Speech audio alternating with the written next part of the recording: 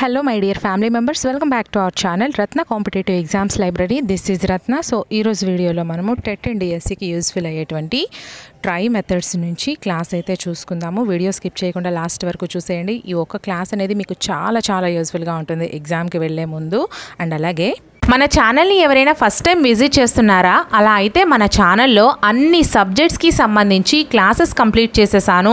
Previous and practice bits videos complete చేసేసాను. And exam హాల్కి వెళ్ళిన తర్వాత తెలియని క్వశ్చన్స్కి ఎలా ఆన్సర్ చేయాలి అనేది ట్రిక్స్ వీడియో కూడా చేశాను. అండ్ అలాగే ప్రతి సబ్జెక్ట్కి సంబంధించి క్విక్ రివిజన్ మ్యారథాన్ వీడియోస్, అంటే సైకాలజీ మొత్తం ఒక వీడియో రూపంలో, అలాగే తెలుగు మొత్తం ఒక వీడియో రూపంలో, సైన్స్, సోషల్, మ్యాథ్స్ ఇలా అన్ని సబ్జెక్ట్స్, ట్రై మెథడ్స్ ఇలా అన్నింటికి సంబంధించి క్విక్ రివిజన్ మ్యారథాన్ వీడియోస్ చేశానమ్మా. అవి మీకు ఎగ్జామ్కి వెళ్ళే ముందు చాలా యూస్ఫుల్గా ఉంటాయి. అండ్ అలాగే ప్రతి సబ్జెక్ట్కి సంబంధించి 1000 బిట్స్ రూపంలో కూడా వీడియోస్ చేశా. సైకాలజీ మొత్తం 1000 బిట్స్, అలాగే సైన్స్ మొత్తం 1000 బిట్స్, సోషల్ మొత్తం 1000 బిట్స్, మ్యాథ్స్ మొత్తం ఇలా అన్నింటికి సంబంధించి ఆల్రెడీ చేసేసాను. అండ్ మెథడాలజీస్ విషయానికి వస్తే ప్రతి మెథడాలజీకి సంబంధించి 200 డేస్ చొప్పున వీడియోస్ చేశాను. అండ్ వీటన్నిటికీ కూడా మళ్ళీ టాపిక్ వైజ్గా బిట్స్ చేస్తున్నాను. ఆ వీడియోస్ లింక్స్ అన్నీ కూడా ఈ వీడియో డిస్క్రిప్షన్లో ప్రొవైడ్ చేస్తున్నాను. ఎగ్జామ్కి వెళ్ళే ముందు మీకు చాలా యూస్ఫుల్గా ఉంటాయి. ఒకసారి అన్నీ చూసుకొని వెళ్ళండి, మంచి స్కోర్ తెచ్చుకోవచ్చు మన వీడియోస్ ఫాలో అయితే మాత్రం. అండ్ అలాగే మన ఛానల్లోని అన్ని వీడియోస్ ఎటువంటి యాప్స్ లేకుండా ఫ్రీగా చేస్తున్నాను కదా. సో ఖచ్చితంగా మీ అందరి సపోర్ట్ ఇవ్వండి అమ్మా. మీరు ఎంతగా సపోర్ట్ చేస్తే అన్ని ఎక్కువ వీడియోస్ అయితే నేను ఇంకా చేయడానికి ముందుకి నాకు సహకరించినట్లు అవుతుంది. సో మన ఛానల్ని సబ్స్క్రైబ్ చేసుకుని వీడియోస్ నచ్చినట్లయితే ఖచ్చితంగా లైక్స్ చేస్తూ వీలైతే మీ ఫ్రెండ్స్కి షేర్ కూడా చేయండి. అండ్ మన ఛానల్లోని అన్ని వీడియోస్ ఎటువంటి యాప్స్ లేకుండా ఫ్రీగా చేస్తున్నాను. అండ్ మీకు ఇంకా ఎటువంటి వీడియోస్ కావాలన్నా సరే ఖచ్చితంగా కామెంట్ సెక్షన్లో మెన్షన్ చేసేయండి. ఆ వీడియోస్ అయితే నేను ప్రిపేర్ చేసేస్తాను. సో లేట్ చేయకుండా మనమైతే టాపిక్ని డిస్కస్ చేసేద్దాము. ఫస్ట్ ఆఫ్ ఆల్ ప్రయోగశాల రిజిస్టర్ల నిర్వహణ అండి. ఇది నా ఓన్ రైటింగ్. సో మీకు క్వాలిటీ ఏమైనా తగ్గినట్లయితే మీరు వీడియో క్వాలిటీ పెంచుకోండి. రైట్ సైడ్ పైన 3 డాట్స్ ఉంటాయి కదా, దాని మీద ప్రెస్ చేసి మీరు వీడియో క్వాలిటీ పెంచుకున్నట్లయితే మీకు క్లియర్గా ఉంటుంది. ఇప్పుడైతే మాత్రం మీకు టైం లేదు కాబట్టి వినేసేయండి ఒక 2 టైమ్స్. తర్వాత డిఎస్సి ఏదైతే ఉంటుందో దానికి నోట్స్ మాత్రం ఇది ప్రిపేర్ చేసుకోండి, క్లియర్గా చాలా బాగుంటుంది. సో ఫస్ట్ ఆఫ్ ఆల్ మనకి ఇంపార్టెంట్ ఏంటి, ప్రయోగశాల రిజిస్టర్ల నిర్వహణ అండి. ఈ ప్రయోగశాల రిజిస్టర్ల నిర్వహణ గురించి మనకు తరచూ క్వశ్చన్స్ అయితే అడుగుతున్నారు. సో వాటి గురించి డిస్కస్ చేసుకుందాము. సో ప్రయోగానికి ముందు అంటే తెచ్చిన వెంటనే, ప్రయోగానికి పరికరాలు తెచ్చిన వెంటనే వాటిని మనము ఆక్సిన్ లేదా ప్రవేశ రిజిస్టర్లు అని అంటారు. ఇక్కడ మనకి ప్రయోగానికి ముందు అంటే తెచ్చిన వెంటనే మనకి చేస్తే వాటిని ప్రవేశ రిజిస్టర్లు అని అంటారండి. సో ప్రవేశ రిజిస్టర్ల తర్వాత దశ వచ్చేసరికి స్టాక్ రిజిస్టర్లు. ఈ స్టాక్ రిజిస్టర్లు వచ్చేసరికి మనకి 3 రకాలు ఉంటాయండి. ఓకేనా? ఈ 3 రకాల స్టాక్ రిజిస్టర్లు ఏంటంటే చూసుకుందాం. ఫస్ట్ వన్ పగిలే వస్తువుల రిజిస్టర్, సెకండ్ వన్ పగలని వస్తువుల రిజిస్టర్, థర్డ్ వన్ వినిమయ వస్తువుల రిజిస్టర్. సో ఈ పగలే వస్తువుల రిజిస్టర్ ఎందుకు వాడుతారు, పగలని వస్తువుల రిజిస్టర్ ఎందుకు వాడుతారు, వినిమయ వస్తువుల రిజిస్టర్ ఎందుకు వాడుతారు? ఫర్ ఎగ్జాంపుల్ పిప్పెట్టు, బ్యూరెట్టు ఎట్సెట్రా ఇవన్నీ మనకి పగిలిపోతాయి కదా. సో కింద పడితే సో మనం ఎన్ని తీసాము, సో ఎన్ని పగిలాయి లేదా ఎన్ని ఉన్నాయి, వీటన్నిటి గురించి వివరించే రికార్డ్ వచ్చేసరికి మనకి రిజిస్టర్ వచ్చేసరికి పగలే వస్తువుల రిజిస్టర్ అండి. అలాగే పగలని వస్తువుల రిజిస్టర్కి వచ్చేసరికి మనకి వెర్నియర్ కాలిపర్స్, స్క్రూ గేజ్ ఇవన్నీ కూడా మనకి కింద పడేసి తొక్కేసి వాటిని నలిపినా కూడా అవైతే మనకి పగలవు, కాబట్టి దాన్ని మనము పగలని వస్తువుల రిజిస్టర్ అంటారండి. అలాగే వినిమయ వస్తువుల రిజిస్టర్. వినిమయ వస్తువుల రిజిస్టర్ అంటే HCl, KMnO4, CaCO3 ఇలా మనకి ద్రావణాలన్నీ కూడా మనం వాడితే తరిగిపోతాయి అవి. సో ఎంత తరిగింది, ఎంత వాడాము, వీటికి ఉపయోగించే రిజిస్టర్ని మనము వినిమయ వస్తువుల రిజిస్టర్ అని అంటాము. నెక్స్ట్ ఇక్కడ మనకి మళ్ళీ ఈ పగలని వస్తువుల రిజిస్టర్ ఏవైతే ఉన్నాయో వాటికి పగలని వస్తువుల రిజిస్టర్ వాడతాం. అక్కడికి అది మనకి కంప్లీట్ అయిపోయింది. నెక్స్ట్ ఏ రిజిస్టర్లు వాడతాం, ఇష్క్ రిజిస్టర్ అండి. ఇష్క్ రిజిస్టర్ అంటే జారీ చేసే రిజిస్టర్. ఎవరికి ఇచ్చావు, ఏమి ఇచ్చావు, ఎవరెవరు చేశారు అని పేర్లు రాసేదాన్ని మనము ఇష్క్ రిజిస్టర్ అంటారండి. అలాగే బ్రేకేజీ రిజిస్టర్ వచ్చేసరికి పగిలిన వస్తువుల గురించి రాసేదాన్ని మనము బ్రేకేజీ రిజిస్టర్ అంటారు. అలాగే అవసరతల లేదా రిక్వైర్మెంట్ అంటే ఇప్పుడు వెర్నియర్ కాలిపర్స్ లాంటి వాటివి పోయినా లేకపోతే ఎవరైనా దొంగతనం చేసేసినా ఇలా చేస్తే వాటిని అవసరతల లేదా రిక్వైర్మెంట్ రిజిస్టర్స్ అని అంటారు. సో అటువంటి వాటిని మనము అవసరతల లేదా రిక్వైర్మెంట్ రిజిస్టర్స్ అంటాం.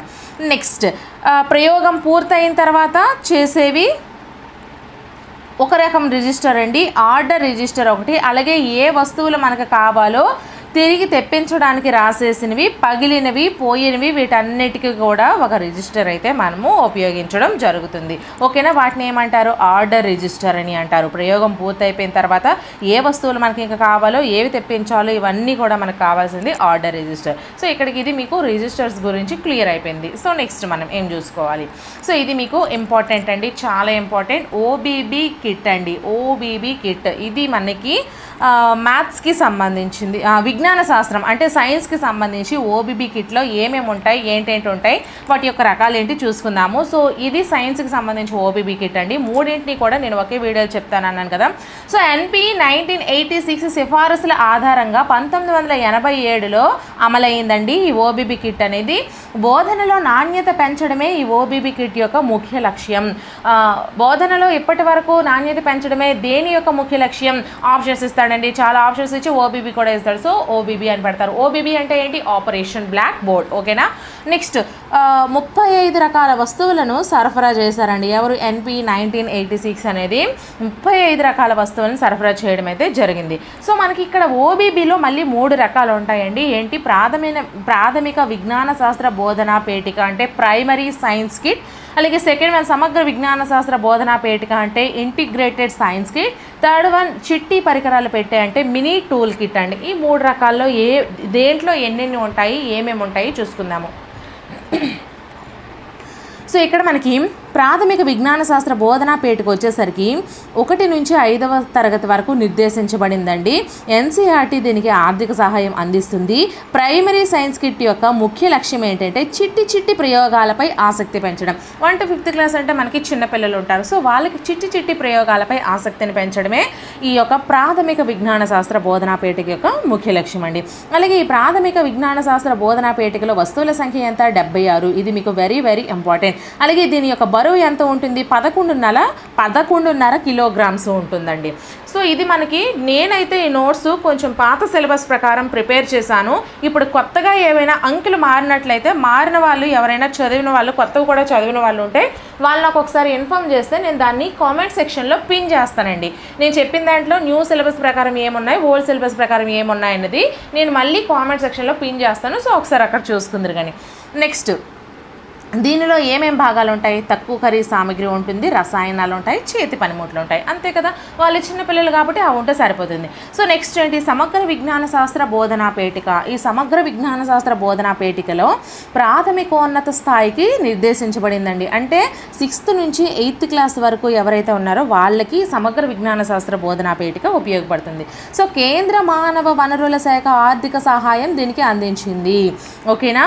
నెక్స్ట్ ఐఎస్కే లక్ష్యం అంటే ఈ యొక్క సమగ్ర విజ్ఞాన శాస్త్ర బోధనా పేటిక యొక్క ముఖ్య లక్ష్యం ఏంటంటే విజ్ఞాన శాస్త్రంలో అనుకూల వాతావరణం ఏర్పరచడం. సో ఇక్కడ మీరు డిఫరెన్సెస్ చూసుకోండి. దీనికి డిఫరెన్సెస్ అనేవి చాలా ఉన్నాయి. సో ఇక్కడ మనకి ప్రైమరీలో చూసేసరికి ప్రాథమిక లక్ష్యం చిట్టి ప్రయోగాలపై, అలాగే ఇక్కడ సమగ్ర విజ్ఞాన శాస్త్రకు వచ్చేసరికి విజ్ఞాన శాస్త్రంలో అనుకూల వాతావరణం.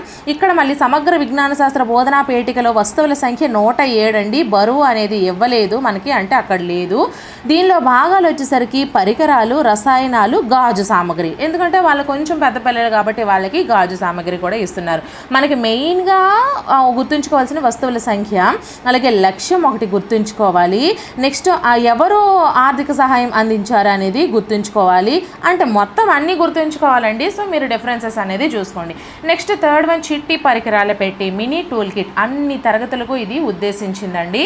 ఆయా రాష్ట్రాల్లో ఎస్సీఆర్టీ ఆర్థిక సహాయం అయితే అందిస్తుంది. ఫర్ ఎగ్జాంపుల్ తెలంగాణలో అయితే తెలంగాణ ఎస్సీఆర్టీ అందిస్తుంది, ఏపీలో అయితే ఏపీ ఎస్సీఆర్టీ అయితే అందిస్తుంది. అయితే ఈ మినీ పరికరాలు పెట్టే వచ్చేసరికి, చిట్టి పరికరాలు పెట్టే వచ్చేసరికి లక్ష్యము విరామ సమయ వినియోగము. విరామ సమయ వినియోగం చేసుకోవడమే మనకి దీనికి యొక్క ముఖ్య లక్ష్యం. అయితే వస్తువుల సంఖ్య దీంట్లో ఇవ్వలేదు, బరువు కూడా ఇవ్వలేదు. సో ప్రత్యామ్నాయ బోధనోపకరణాల తయారీలో ఈ యొక్క టూల్ కిట్ని అయితే వాడడం జరుగుతుంది. సో ఓబీబీ గురించి కూడా మీకు క్లియర్గా ఇన్ఫర్మేషన్ అయిపోయింది. మీకు ఎటువంటి ఎలాంటి క్వశ్చన్ ఇచ్చినా సరే ఈ కీవర్డ్స్ని ఉపయోగించి ఆన్సర్ అనేది ఈజీగా చేసేయచ్చు. సో నెక్స్ట్ పథకాలు, కొన్ని పథకాలు ఉన్నాయి కదా, సో వాటి యొక్క లక్ష్యాలు ఏంటి?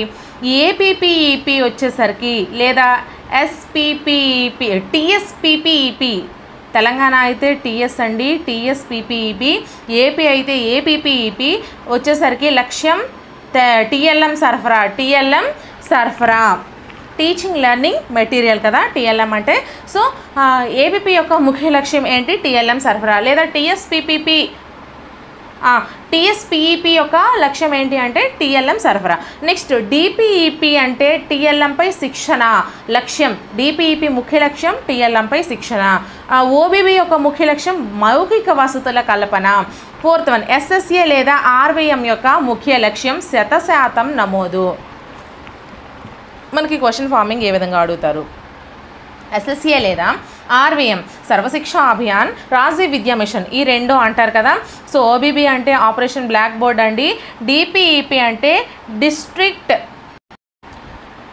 ప్రాజెక్ట్ ఎడ్యుకేషనల్ ప్రోగ్రామ్, ఏపీపీఈపీ అంటే Andhra Pradesh project educational program. So ఇక్కడ ఎస్ఎస్ఏ లేదా ఆర్వీఎం యొక్క ముఖ్య లక్ష్యం ఏంటి? క్రింది వాటిలో టీఎల్ఎం సరఫరానా, టీఎల్ఎంపై శిక్షణ, మౌఖిక వసతుల కల్పన, 100% నమోదా?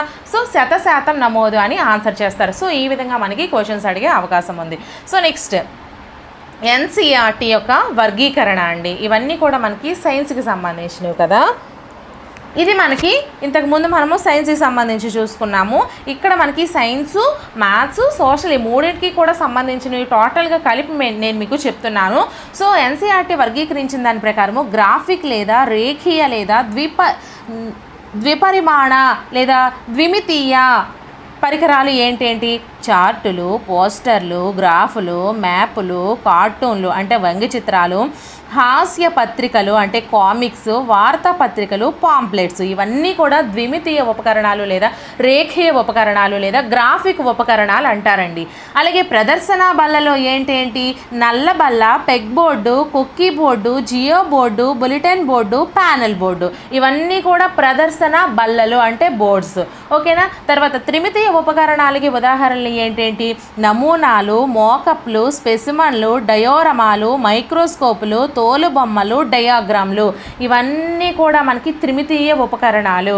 నెక్స్ట్ ప్రక్షేపణ ఉపకరణాలకు వచ్చేసరికి ఫిల్ములు, ఫిల్మ్ స్ట్రిప్లు, స్లైడ్లు, ఓహెచ్పి ఓవర్ హెడ్ ప్రొజెక్టర్స్ అండి, ఓహెచ్పి అంటే. అలాగే ఎపిడయాస్కోప్ కూడా మనకి ప్రక్షేపక పరికరాల్లోనికి వస్తుంది. నెక్స్ట్ దృశ్య శ్రవణ పరికరాలకు ఉదాహరణ radio, tape recorder, computer. Next క్రియాశీల సాధనాలకు వచ్చేసరికి క్షేత్ర పర్యటనలు, విహారయాత్రలు, విజ్ఞాన యాత్రలు, సైన్స్ ఫేర్లు. ఓకేనా. సో మీకు క్లియర్ అయిపోయింది. నెక్స్ట్ మనం చూసుకుంటే గణితం అనేది సూత్రం ప్రయుక్తం అండి. నేను ఆల్రెడీ ఎడ్గార్ అడేల్ అనుభవాల్సింకో వేరేగా వీడియో చేస్తాను కాబట్టి టోటల్ కలిపి ఈ వీడియోలో వివరిస్తున్నాను. సో మనకి ఇక్కడ మ్యాథ్స్ టీఎల్ఎం ఒకసారి చూసుకుందామండి. మ్యాథ్స్కి మనం ఉపయోగించే టీఎల్ఎం ఏంటేంటి? జనరల్ టీఎల్ఎం, ఓబీబీ పేటిక, బోర్డ్స్, వీటిలో ఏ రకాలు ఉన్నాయి? సో జనరల్గా మనం ఏమేమి ఉపయోగిస్తాం? పాఠ్య పుస్తకాలు, అభ్యాస గ్రంథము, కరదీపిక, ఈ మూడు కూడా జనరల్లోకి వస్తాయండి.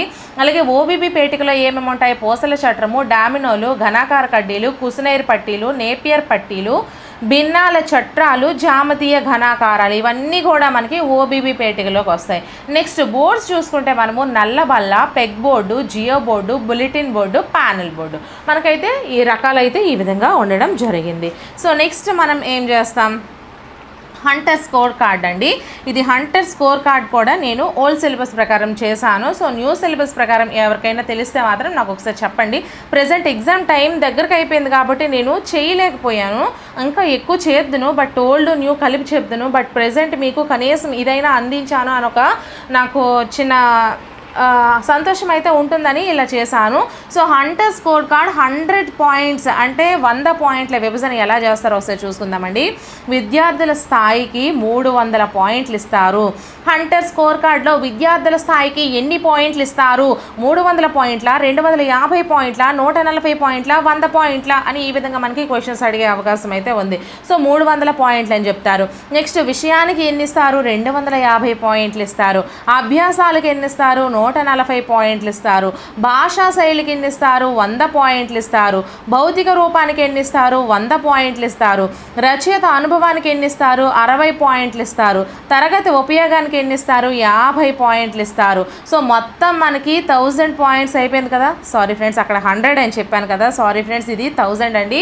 1000 పాయింట్ల విభజన. సో 1000 పాయింట్స్కి మనము ఎలా విభజిస్తారనేది. సో దీనికి చిన్న కోడ్ వచ్చేసరికి వివి అభా భౌరత లేదా వివి అభౌ భారత అని మీరు గుర్తుంచుకుంటే, వి అంటే విద్యార్థుల స్థాయి, వి అంటే విషయము, ఆ అంటే అభ్యాసాలు, అలాగే భా అంటే భాషా శైలి, భౌ అంటే భౌతిక రూపం, రా అంటే రచయిత అనుభవం, తా అంటే తరగతి ఉపయోగం. ఈ విధంగా మీరు ఈ చిన్న కోడ్ ద్వారా నేర్చుకోవచ్చండి. సో నెక్స్ట్ మనం చూసుకుందాం విద్యా ప్రణాళిక, కరికులం. సో ఈ కరికులం అంటే ఏంటి, విద్యా ప్రణాళిక ఎలా చేస్తారు? సో విద్యా ప్రణాళిక అంటే కరికులం అండి. దీన్నే పాఠ్య ప్రణాళిక అని కూడా అంటారు. ఈ విద్యా ప్రణాళికను విద్యావేత్తలు తయారు చేస్తారు. నెక్స్ట్ విద్యా ప్రణాళిక తర్వాతది విషయ ప్రణాళిక అండి. దీన్నే సిలబస్ అంటారు, దీన్నే పాఠ్యక్రమం అని కూడా అంటారు. ఎస్ఆర్పిఎస్ అనేది ఈ యొక్క విషయ ప్రణాళికను తయారు చేస్తారు. నెక్స్ట్ వార్షిక ప్రణాళికనే ఇయర్ ప్లాన్ అంటారండి. అలాగే తర్వాత యూనిట్ పథకము, దీన్ని యూనిట్ ప్లాన్ లేదా విభాగ ప్రణాళిక అంటారు. తర్వాతది పాఠ్య పథకము లేదా పాఠ్యాంశ ప్రణాళిక, పాఠ్య పథకము లేదా పాఠ్యాంశ ప్రణాళిక. సో దీన్ని మనము లెసన్ ప్లాన్ అంటామండి. సో ఈ 3 ప్లాన్స్ కూడా ఉపాధ్యాయుడు చేస్తాడు. ఎవరు చేస్తారండి? ఉపాధ్యాయుడు చేస్తాడు. కాబట్టి మనకి వీటిని ఉపాధ్యాయుని యొక్క ప్రణాళికలు అంటారు. సో విద్యా ప్రణాళికను ఎవరు ప్రిపేర్ చేస్తారు? విద్యావేత్తలు ప్రిపేర్ చేస్తారు. మనకి క్వశ్చన్స్ ఈ విధంగా అడుగుతారండి. అలాగే యూనిట్ పథకాన్ని ఎవరు రచిస్తారు? ఉపాధ్యాయుడు రచిస్తారు. సో ఈ విధంగా మీకు క్వశ్చన్స్ అయితే అడగడం జరుగుతుంది. సో నెక్స్ట్ మనం చూసుకుంటే ఎన్సిఎఫ్ యొక్క 4 సూత్రాలు, ఎన్సిఎఫ్ 2005 యొక్క 4 సూత్రాలు ఏంటేంటి? జాలిప్రాకు అనే కోడ్ ద్వారా మనము నేర్చుకోవచ్చు. లింగ వివక్షత తొలగింపు, కుల మత వర్గ విభేదాలను తొలగింపు, ప్రాంతీయ అసమానతల తొలగింపు, జాతీయ అంతర్జాతీయ అవగాహన. సో వీటిని మనము ఎన్సిఎఫ్ 2005 యొక్క 4 సూత్రాలని అంటాము. జా అంటే జాతీయ అంతర్జాతీయ అవగాహన, లి అంటే లింగ వివక్ష తొలగింపు, ప్రా అంటే ప్రాంతీయ అసమానతల తొలగింపు, కు అంటే కుల మత వర్గ విభేదాల తొలగింపు. నెక్స్ట్ శీర్షిక విధానం అండి. శీర్షిక విధానం అంటే ఏంటి? సర్పిల విధానం అంటే ఏంటి? ఇవి మనకి వెరీ వెరీ వెరీ ఇంపార్టెంట్ కదా. సో మనము ఇవి నేర్చుకోవాలి. సో శీర్షిక విధానం అంటే ఏంటి? ఏదైనా ఒక అంశానికి చెందిన సమగ్రమైన సమాచారాన్ని ఒక తరగతికి చెందిన ప్రణాళికలోనే పొందుపరచడం శీర్షిక విధానము. ఫర్ ఎగ్జాంపుల్ మనకి ఏదైనా ఒక అంశానికి, ఫర్ ఎగ్జాంపుల్ భారతదేశము అని ఉందనుకో, ఆ భారతదేశం మొత్తం మీకు 5వ తరగతిలోనే నేర్పిస్తాడు. సో 5వ తరగతిలోనే నేర్పించేయడం మనకి భారతదేశం మొత్తం గురించి, అది శీర్షిక విధానం అవుతుంది. సో మనం భారతదేశాన్ని ఎగ్జాంపుల్గా తీసుకుందాము. ఏదైనా ఒక శాస్త్రానికి చెందిన సమగ్రమైన సమాచారాన్ని ఒక తరగతికి చెందిన ప్రణాళికలోనే పొందుపరిస్తే దాన్ని మనము శీర్షిక విధానం అంటారు. దీనికి మారుపేర్లు పాఠ్య విభాగ పద్ధతి, శీర్షిక విధానాన్ని పాఠ్య విభాగ పద్ధతి అంటారు, ప్రకరణాల పద్ధతి అంటారు, అంశముల పద్ధతి అంటారు. దీంట్లో ఉండేటువంటి ముఖ్య సూత్రాలు విషయ పరిపూర్ణత, విషయ కాఠిన్యత. శీర్షిక విధానంలోని ముఖ్య సూత్రాలు ఏంటి? విషయ పరిపూర్ణత, విషయ కాఠిన్యత. అలాగే ఒకే తరగతికి చెందినటువంటి, ఫర్ ఎగ్జాంపుల్ ఒక పిల్లవాడికి, ఒక 5వ తరగతి పిల్లవాడికి, వాడికి భారతదేశం మొత్తం ఒకే 5వ తరగతిలోనే వాడికి చెప్పేస్తే అది ఏ పద్ధతి అవుతుంది? శీర్షిక పద్ధతి అవుతుంది. శీర్షిక పద్ధతికి ఉన్నటువంటి మిగతా పేర్లు ఏంటేంటి? పాఠ్య విభాగ పద్ధతి, ప్రకరణాల పద్ధతి, అంశముల పద్ధతి. సో ఈ విధంగా మనకి రకరకాలుగా అయితే క్వశ్చన్స్ అడిగే అవకాశం ఉందండి. సో జాగ్రత్తగా చూసుకోండి.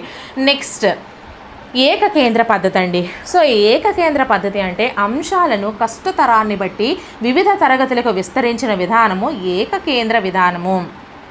దీని మారుపేర్లు అమర్చే విధానము, విస్తరణ విధానము. దీని యొక్క మారు పేర్లు అమర్చే విధానము, విస్తరణ విధానం. సో ఏకకేంద్ర పద్ధతి అనేది ఈ విధంగా ఉంటుందండి. సో అంశాలను కష్టతరాన్ని బట్టి, ఫర్ ఎగ్జాంపుల్ మనం భారతదేశాన్ని తీసుకుంటాం కదా. సో భారతదేశం యొక్క చిహ్నాలన్నీ చెప్పడం 3rd క్లాస్ అండి. భారతదేశంకి కొంచెం సమగ్రమైన సమాచారం, వాటి యొక్క ఉనికి, విస్తరణ, చుట్టూ సరిహద్దు దేశాలు 4వ తరగతిలో చెప్తారు. 5వ తరగతికి వచ్చేసరికి కొంచెం టోటల్కి సంబంధించి జనాభా ఎంత శాతము, అడవుల విస్తరణ ఎంత. సో మనకు అదే 10th క్లాస్కి వచ్చేసరికి భారతదేశం యొక్క ఉనికి విస్తరణ ఒక లెసన్ పెడుతున్నాడు, అలాగే ఇంకొక లెసన్ ఏంటి అక్షాంశాలు రేఖాంశాలు పెడుతున్నాడు, ఇంకొక లెసన్ వాటి యొక్క అడవుల గురించి పెడుతున్నాడు, ఇంకొక లెసన్. ఇలా మనకి కఠినత స్థాయిని బట్టి ఒక్కొక్క క్లాస్కి పెంచుతూ పోతే దాన్ని మనము ఏకకేంద్ర విధానం అని అంటారు. ఈ ఏకకేంద్రకే మరికొన్ని పేర్లు ఏంటి, అమర్చే విధానము, విస్తరణ విధానము అని అంటారు. దీంట్లో మెయిన్ సూత్రాలు ఏంటి, సరళత నుంచి క్లిష్టత వైపుకి, సహసంబంధం, శిశు కేంద్రీకృతం అంటే శిశువు కేంద్రీకృతాన్ని అనుసరించి ఒక పద్ధతి ఉంటుంది కాబట్టి దీన్ని శిశు కేంద్రీకృతం అంటారండి. నీటి తరంగాలతో చూసేసాం. సో ఇవి నీటి తరంగాల్లాగే ఉన్నాయి కదా, మళ్ళీ ఇలా కలపకుండా ఉండకండి, ఇలా కలిపితేనే అవి నీటి తరంగాలు అవుతాయి. ఓకేనా? సో ఈ నీటి తరంగాల రూపంలో ఉంటుంది. దీని యొక్క సూత్రం ఏంటి, సరళత నుంచి క్లిష్టత అంటే తక్కువ నుంచి ఎక్కువకి. సో దీన్ని మనము ఏకకేంద్ర విధానం అంటారు. సో మీకు క్లియర్ అయిపోయింది. సో నెక్స్ట్ సర్పిల విధానం అండి. సర్పిల విధానం అంటే ఏంటి, అంశాలను కేవలం 3 లేదా 4 నెలల కాలంలో లేదా టర్మ్ కాలంలో లేదా సెమిస్టర్ కాలంలో పునరావృతం చేస్తూ ఉంటే, అంటే ఫర్ ఎగ్జాంపుల్ ఈ భారతదేశం గురించి వాడికి 3rd క్లాస్లో నేర్చుకున్నాడండి కొంచెము, దాన్నే మళ్ళీ 4th క్లాస్కి వెళ్ళిన తర్వాత ఒక కొద్ది టైం వరకు దాన్నే మళ్ళీ చెప్తూ ఉన్నారు వాడికి వచ్చినంత వరకు. మళ్ళీ 5వ తరగతి వెళ్ళినప్పుడు మళ్ళీ కొంత టైం వరకు చెప్పారు. సో ఈ విధంగా ఒక టర్మ్ కాలంలో లేదా ఒక సెమిస్టర్ కాలంలో లేదా ఒక 3 నుంచి 4 నెలల అంశాలను పునరావృతం చేస్తే అవే చెప్తూ ఉంటే దాన్ని మనము సర్పిలి విధానము లేదా ఏకకేంద్రము యొక్క రూపాంతరము మరియు ఏకకేంద్రకాల కుదింపు ఉద్యమం అని అంటారు. దీనికి మారు పేర్లు ఏంటంటే వర్తులాకార ఉపగమము, ఉదావర్తి విధానము, కుంతల ఉపగమము మరియు ఆరోహణ క్రమాభివృద్ధి ఉపగమం అని కూడా అంటారు. సర్పిల విధానానికి ఎన్ని పేర్లు ఉన్నాయో ఒకసారి చూడండి. ఓకేనా? సో నెక్స్ట్ దీన్ని నిచ్చెన విధానం అని కూడా అంటారు. స్ప్రింగ్ చుట్టతో పోలుస్తాం. సో చూసారా ఇలా వెళ్ళిపోయింది, అందుకే ఇందాక అలా పెట్టకూడదని చెప్పాను. దీన్ని స్ప్రింగ్ చుట్టతో కూడా పోలుస్తాము. ఎంపిక పరీక్షలకు లేదా పోటీ పరీక్షలకు సిద్ధమైన విద్యార్థులకు ఇది చాలా బాగా తోడ్పడుతుంది. ఎందుకంటే వాళ్ళకి ముందు అవగాహన చేసి చెప్తేనే కదా ఇప్పుడు మీకు అర్థమవుతుంది. నేను ఇలా చదువుకొని వెళ్ళిపోతే మీకు అర్థమవుతుందా, ఒక పిల్లవాడిని తెచ్చాను, ఒక 5వ క్లాస్ని తెచ్చాను, ఒక భారతదేశ పటాన్ని తెచ్చాను, సో మీకు వివరిస్తున్నాను కాబట్టి మీకు కొంచెం క్లియర్ అవుతుంది. అదే లేకపోతే చదువుకుంటూ వెళ్ళిపోతే మీకు అర్థం కాదు. సో ఈ విధంగా ఉంటుందన్నమాట. అయితే ప్రస్తుతం ఏపీ అండ్ టీఎస్లో సైన్స్, సోషల్, మ్యాథ్స్ ఏకకేంద్ర విధానంలో ఇవ్వబడి ఉండి సోషల్ అకాడమీ మాత్రము సర్పిల విధానం కొంచెం ఉంటుంది. అలాగే గణితాన్ని తరగతిలో సర్పిల విధానంలో అనుసరిస్తున్నాం. ఈ పాయింట్స్ కూడా కొంచెం మీరు జాగ్రత్తగా గుర్తుపెట్టుకోండి. సో నెక్స్ట్ మనం చూసుకుంటే దృష్టి యందు అంటే మనం కొంచెం జాగ్రత్తగా గుర్తుపెట్టుకోవాల్సినవి ఇవి కూడా నేను కొంచెం ఓల్డ్ వే పెట్టాను. యాక్చువల్లీ మెథడ్స్ వచ్చేసరికి ఓల్డ్ న్యూ అని ఏం ఉండదండి. సైకాలజీ ఒకటి, మెథడ్స్ ఒకటి, ఇవి మీకు మ్యాక్సిమం ఒకటే ఉంటుంది. ఇవి చరిత్ర టైప్లో ఉంటాయి. సో మారిస్తే 1-2 పాయింట్స్ అటు ఇటు మారుస్తాయి. సో అది జాగ్రత్తగా గుర్తుపెట్టుకోండి. ఇన్ కేస్ ఏదైనా మారినా కూడా మీరు నాకు చెప్పండి, నేను దాన్ని పిన్ చేస్తాను. ఓకేనా? ఇప్పుడు ఎక్కువ టైం లేదు, లేదంటే 2 కలిపి నేను మీకు పెడతాను.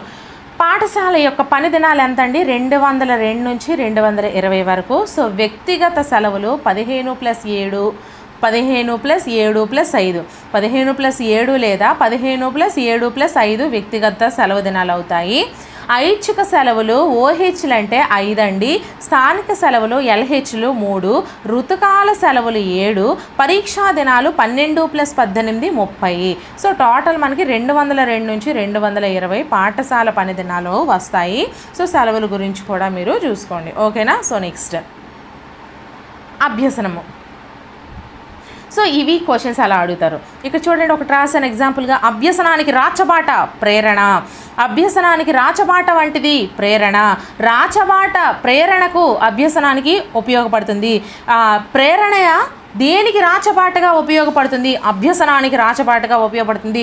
దీన్ని ఈ విధంగా అయినా అడగొచ్చండి, దీన్ని ఇలా అయినా అడగొచ్చండి. 2 విధాలుగా మనకి అడగొచ్చు.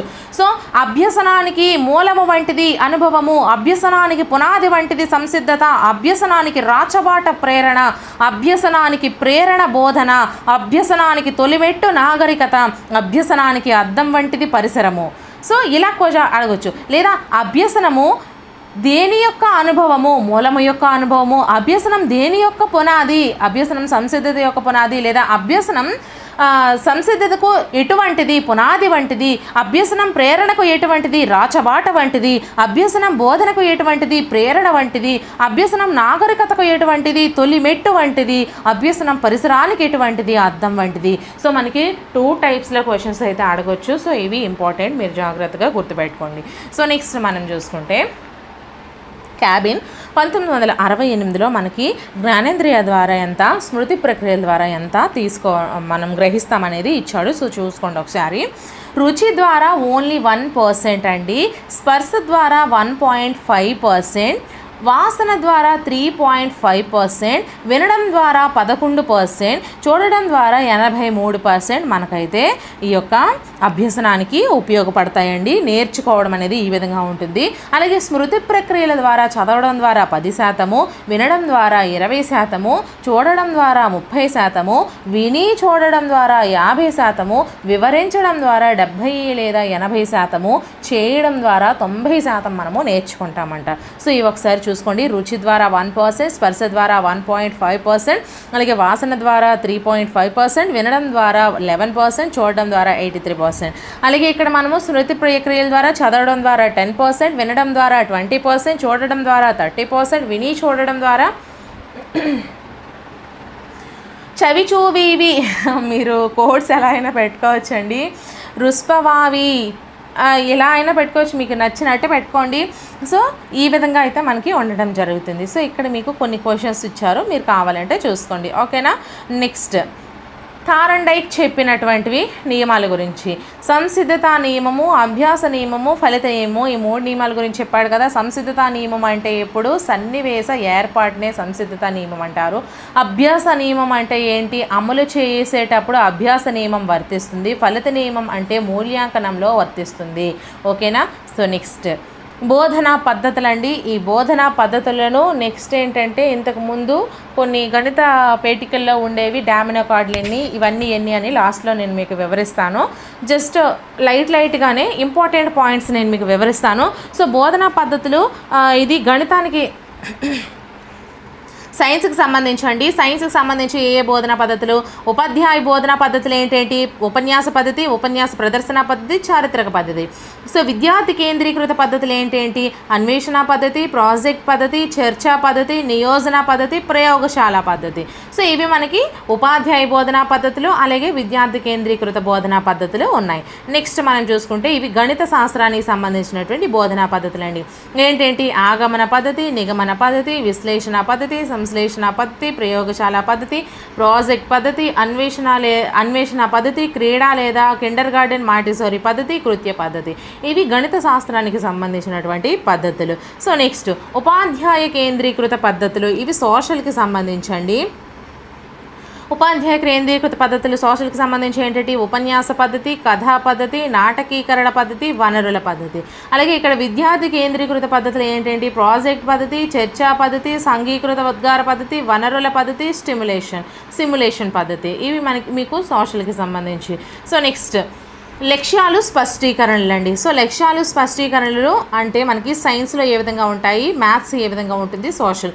సో ఇది మనకి మ్యాథ్స్ అండి. మ్యాథ్స్లో ఎలా ఉంటుంది, ఆశయాలు తర్వాత గమ్యాలు లేదా ఉద్దేశాలు, తర్వాత లక్ష్యాలు, తర్వాత స్పష్టీకరణలు, తర్వాత అభ్యసన ఫలితాలు, తర్వాత కనీస అభ్యసన స్థాయిలు, తర్వాత ప్రావీణ్యత స్థాయిలు. అదే సోషల్లో అయితే ఆశయాలనే ఉద్దేశాలని అంటారండి. ఇక్కడ మ్యాథ్స్కి వచ్చేసరికి ఆశయాలు అంటారు, సోషల్లో ఉద్దేశాలు అంటారు. ఇదే ఆశయాలని సైన్స్లో గమ్యాలు అంటారు. సో సైన్స్లో గమ్యాలన్నా, మ్యాథ్స్లో ఆశయాలన్నా, సోషల్లో ఉద్దేశాలన్నా ఒకటే, ఇవి గుర్తుపెట్టుకోండి. తర్వాత వాటిని ఉద్దేశాలు అంటారు, తర్వాత లక్ష్యాలు సేమ్ లక్ష్యాల నుంచి. అలాగే ఇక్కడ ఉద్దేశాలు, తర్వాత గమ్యాలు, తర్వాత లక్ష్యాలు, తర్వాత కూడా ఇక్కడ ఇలా సేమ్. ఓకేనా. నెక్స్ట్ మనకి ఈ యొక్క ఆశయాలు అంటే ఏంటి, ఈ యొక్క గమ్యాలు లేదా ఉద్దేశాలు, లక్ష్యాలు అంటే ఏంటి ఒకసారి చూసుకుందాము. సో ఆశయాలు అంటే ఏంటి, జీవిత కాలాన్ని ఉపయోగించినప్పటికీ సాధించడానికి అవకాశము లేనివి, కేవలం మార్గదర్శక సూత్రాలుగా మాత్రమే పిలువబడేవి ఆశయాలు. జీరోతో భాగాహారం చేయాలనుకోవడము, వాడేం చేస్తాడు, పొటాషియం సైనైడ్ యొక్క రుచిని తెలపాలనుకోవడము, సూర్యుడిని తాకాలనుకోవడము, సూర్యుడిని ఎవడైనా తాగలడా, ఇవన్నీ కూడా ఆశయాలండి. వాడు జీవితకాలం కష్టపడినా కూడా వాడు అసలు చేయలేడు. సో వీటిని మనము ఆశయాలు అంటాము. నెక్స్ట్ గమ్యాలు లేదా ఉద్దేశాలు. ఈ గమ్యాలు లేదా ఉద్దేశాలు అంటే ఏంటి? దీర్ఘకాలిక సాధనకు అనుకూలమైనవి గమ్యాలు లేదా ఉద్దేశాలు. ఇవి సాధించవచ్చు లేక సాధించలేకపోవచ్చు. బహు విశాలమైనవి, లక్ష్యాల ద్వారా వీటిని చేరుకుంటాము. వీటిని విద్యా విధానంలో విద్యావేత్తలు మాత్రమే నిర్ణయిస్తారు. ఏంటి? గమ్యాలు లేదా ఉద్దేశాలు. అదే లక్ష్యాలు మనం చూసుకుంటే స్వల్పకాలిక సాధనకు అనువైనవి, ఖచ్చితంగా సాధించాలి, అంత విశాలమైనవి కాదు. ఉద్దేశాలు చేరడానికి సోపానాలుగా పిలుస్తారు. పాఠశాల స్థాయిలో ఉపాధ్యాయుడు నిర్ణయిస్తాడు. ఓకేనా? ఇవి మీరు పాయింట్స్ జాగ్రత్తగా గుర్తుపెట్టుకోండి. సో నెక్స్ట్ మనము చూసుకుందాము వర్గీకరణ అండి, బ్లూమ్స్ యొక్క విద్యారంగాల వర్గీకరణ. సో ఇక్కడ మనం చూసుకుంటే బ్లూమ్స్ 3 రకాలుగా వర్గీకరించాడు కదా. సో ఫస్ట్ వన్ జ్ఞానాత్మక రంగము, భావావేశ రంగము, మానసిక చలనాత్మక రంగము. సో జ్ఞానాత్మక రంగము జ్ఞానము, అవగాహన, వినియోగము, విశ్లేషణ, సంశ్లేషణ, మూల్యాంకనము. ఎలా క్వశ్చన్స్ అడుగుతారు? బ్లూమ్స్ యొక్క వర్గీకరణలోని జ్ఞానాత్మక రంగంలో అత్యున్నత స్థాయి లక్ష్యం ఏది? మూల్యాంకనం.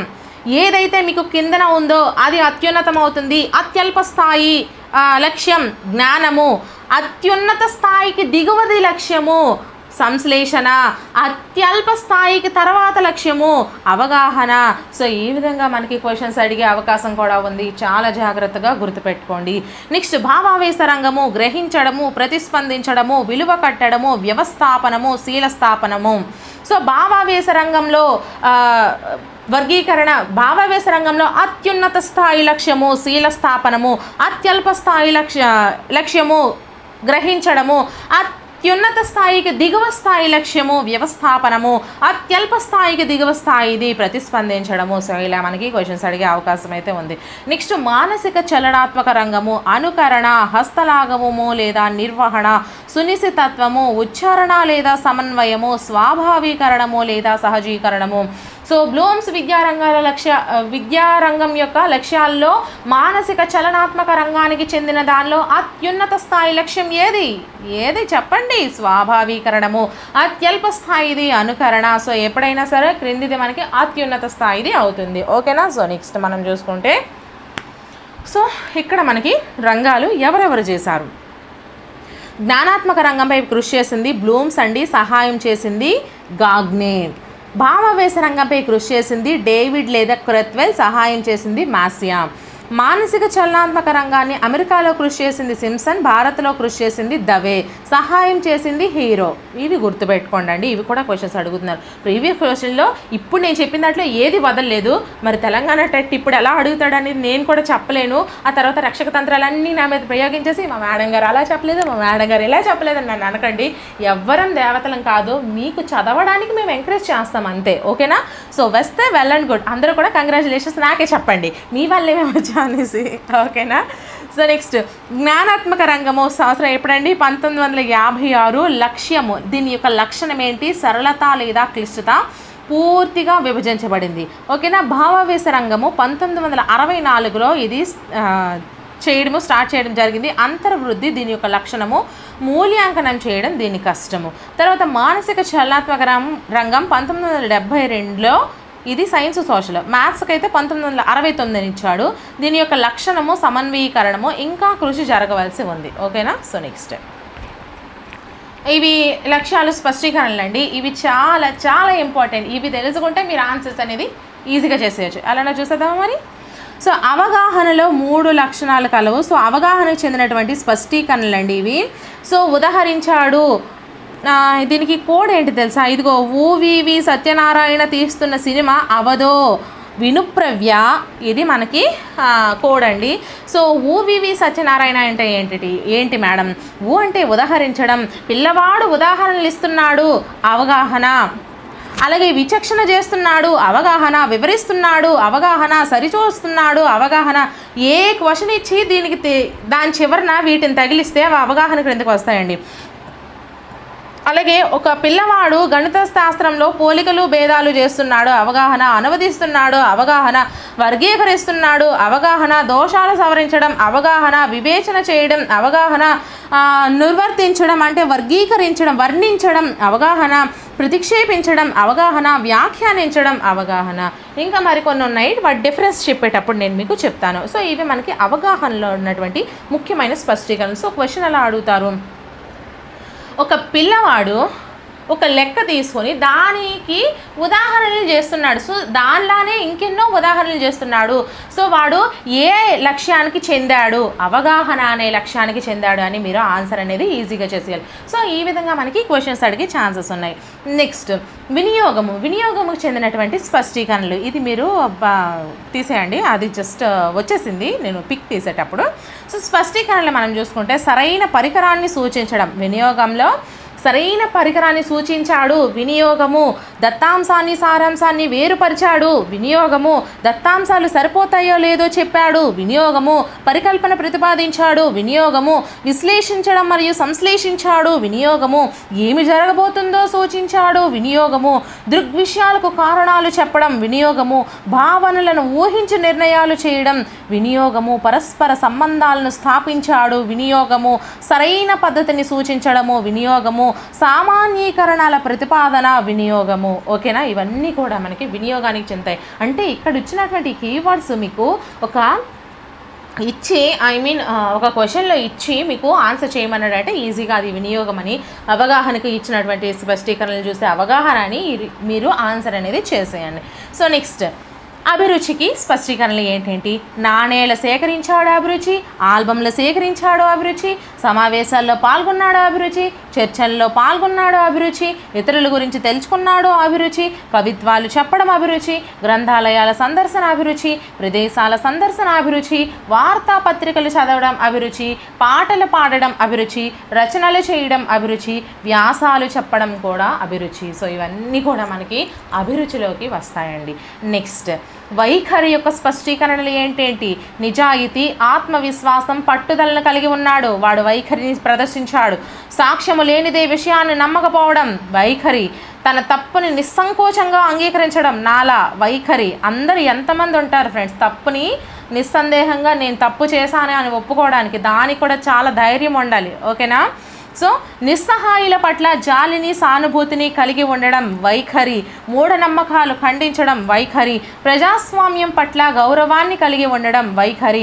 దేశభక్తిని గౌరవం కలిగి ఉండడం వైఖరి. చట్టాలను గౌరవించడం వైఖరి. ఇతరులను గౌరవించడం వైఖరి. సో ఇవన్నీ కూడా మనకి వైఖరి యొక్క లక్షణాలు. మ్యాక్సిమం అందరూ కూడా మీరు ఎప్పుడు కూడా అబద్ధాలు అనేవి చాలా తక్కువగా చెప్పండి. మీరు ఏదైనా చేస్తే చేశామని ధైర్యంగా ఒప్పుకోండి. ఎందుకు అంటే ఇప్పుడు మనం అసలు ఎంత నమ్మకంతో ఉంటే ఆ బంధాలు అనేవి అంత స్ట్రాంగ్గా ఉంటాయి. ఎంత నమ్మకంతో ఉంటేనే బంధాలు కొన్ని వీక్ అయిపోతున్నాయి. బట్ మనం ఇంకా నమ్మకంగా ఉండాలి కదా ఎవరికైనా సరే.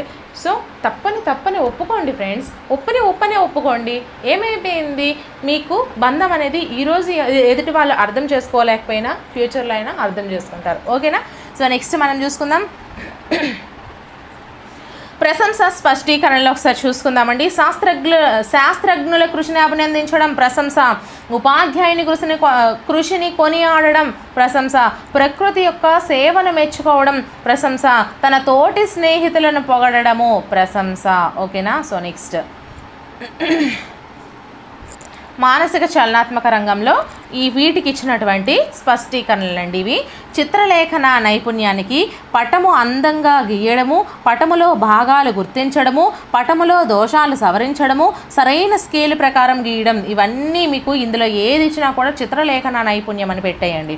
అలాగే హస్తలాఘవ నైపుణ్యము సరైన పరికరాన్ని ఎంపిక చేయడము, పరికరాన్ని వీలైన విధాలుగా ఉపయోగించడము, ప్రయోగ పరికరాల అమరికలో దోషాలు సవరించడము, వీటన్నీ కూడా నిర్వహణ నైపుణ్యాలు. ఓకేనా. నెక్స్ట్ పరిశీలన నైపుణ్యాలు అంటే సరైన రీడింగులు తీయడము, రీడింగుల్లో దోషాలు సవరించడము, పరికరాలపై ఉన్న గుర్తులను చదవడము, ప్రయోగ పరికరం అమరికలో దోషాలను గుర్తించడము, ఇవన్నీ కూడా పరిశీలన నైపుణ్యము. అలాగే అభివ్యంజన నైపుణ్యము అంటే స్పష్టమైన భాష, సరళమైన పదాలతో పాఠ్యాంశాన్ని అందంగా చెప్పడం అభివ్యంజన నైపుణ్యం. ఉత్తమ ఉపాధ్యాయునికి కావలసిన నైపుణ్యం అభివ్యంజన నైపుణ్యం. ఓకేనా. నెక్స్ట్ నమోదు నైపుణ్యం అంటే నివేదన నైపుణ్యం. ఏంటి మనకి ఖచ్చితమైన భాష, సరళమైన పదాలతో క్రమ పద్ధతిలో రాయడం లేదా నివేదించడం, ఇది మనకి ఈ యొక్క నివేదన నైపుణ్యం క్రిందికి వస్తుంది. సో క్వశ్చన్స్ అలా అడుగుతారు. ఉత్తమ ఉపాధ్యాయునికి కావలసిన నైపుణ్యం ఏంటి? అభివ్యంజన నైపుణ్యం. అలాగే సరైన పరికరాన్ని ఒక పిల్లవాడు ఎంపిక చేశాడు, హస్తలాఘవ నైపుణ్యము. సరైన స్కేల్ ప్రకారం పిల్లవాడు గీశాడు, చిత్రలేఖన నైపుణ్యం. మనకి క్వశ్చన్స్ అనేవి ఈ విధంగా వచ్చే అవకాశాలు అయితే ఉన్నాయి. సో అందరూ కూడా జాగ్రత్తగా గుర్తుపెట్టుకోండి. సో నెక్స్ట్ గొంతు పట్టేస్తుంది ఫ్రెండ్స్, అరుస్తూ ఉంటాయి. నెక్స్ట్ మనము ఓకే, ఇక్కడ స్పష్టీకరణలు అయితే అన్నీ చెప్పేసాము. కొన్ని స్పష్టీకరణలు మిమ్మల్ని తికమక పెట్టడానికి అవి కొంచెం వెరైటీగా ఇస్తుంటాడు, అంటే రెండు దగ్గరగా ఉంటాయి. అటువంటి ఒకసారి చూసుకుందాం. సో ఫలితాన్ని సరిచూచడం అవగాహన, ఫలితాన్ని అంచనా వేయడం అవగాహన, ఫలితాన్ని తెలపడం వినియోగము. సో 3 ఫలితాలే ఇచ్చాడండి, కానీ సరిచూచుట, అంచనా వేయట, అవగాహన వచ్చాయి.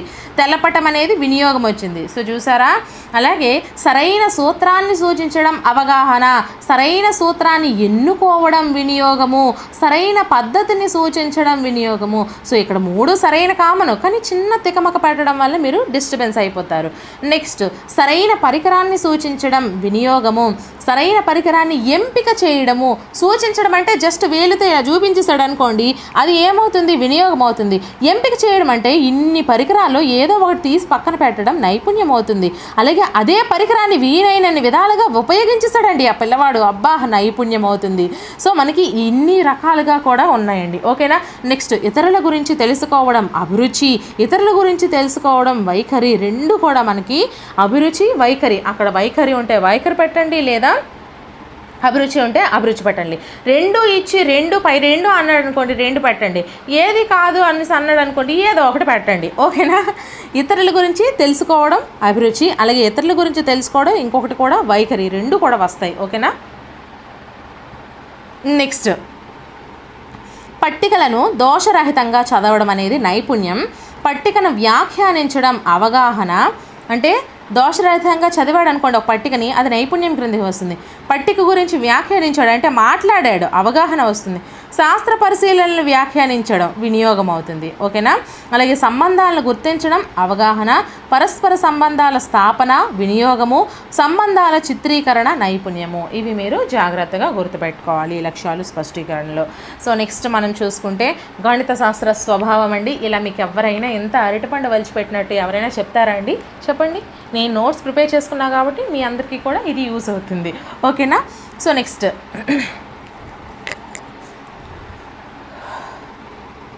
ద ఎలిమెంట్స్ అనే గ్రంథాన్ని ఎవరు రచించారు? యూక్లిడ్. డాటా ఎవరు రచించారు? యూక్లిడ్. సిద్ధాంత శిరోమణి భాస్కరాచార్య 2 రచించాడు. కలన కుతూహలం భాస్కరాచార్య 2 రచించాడు. అర్థమెటికా డయాఫాంటస్ రచించారు. ఇంట్రొడక్టియా అర్థమెటికా నికోమాకస్ రచించారు.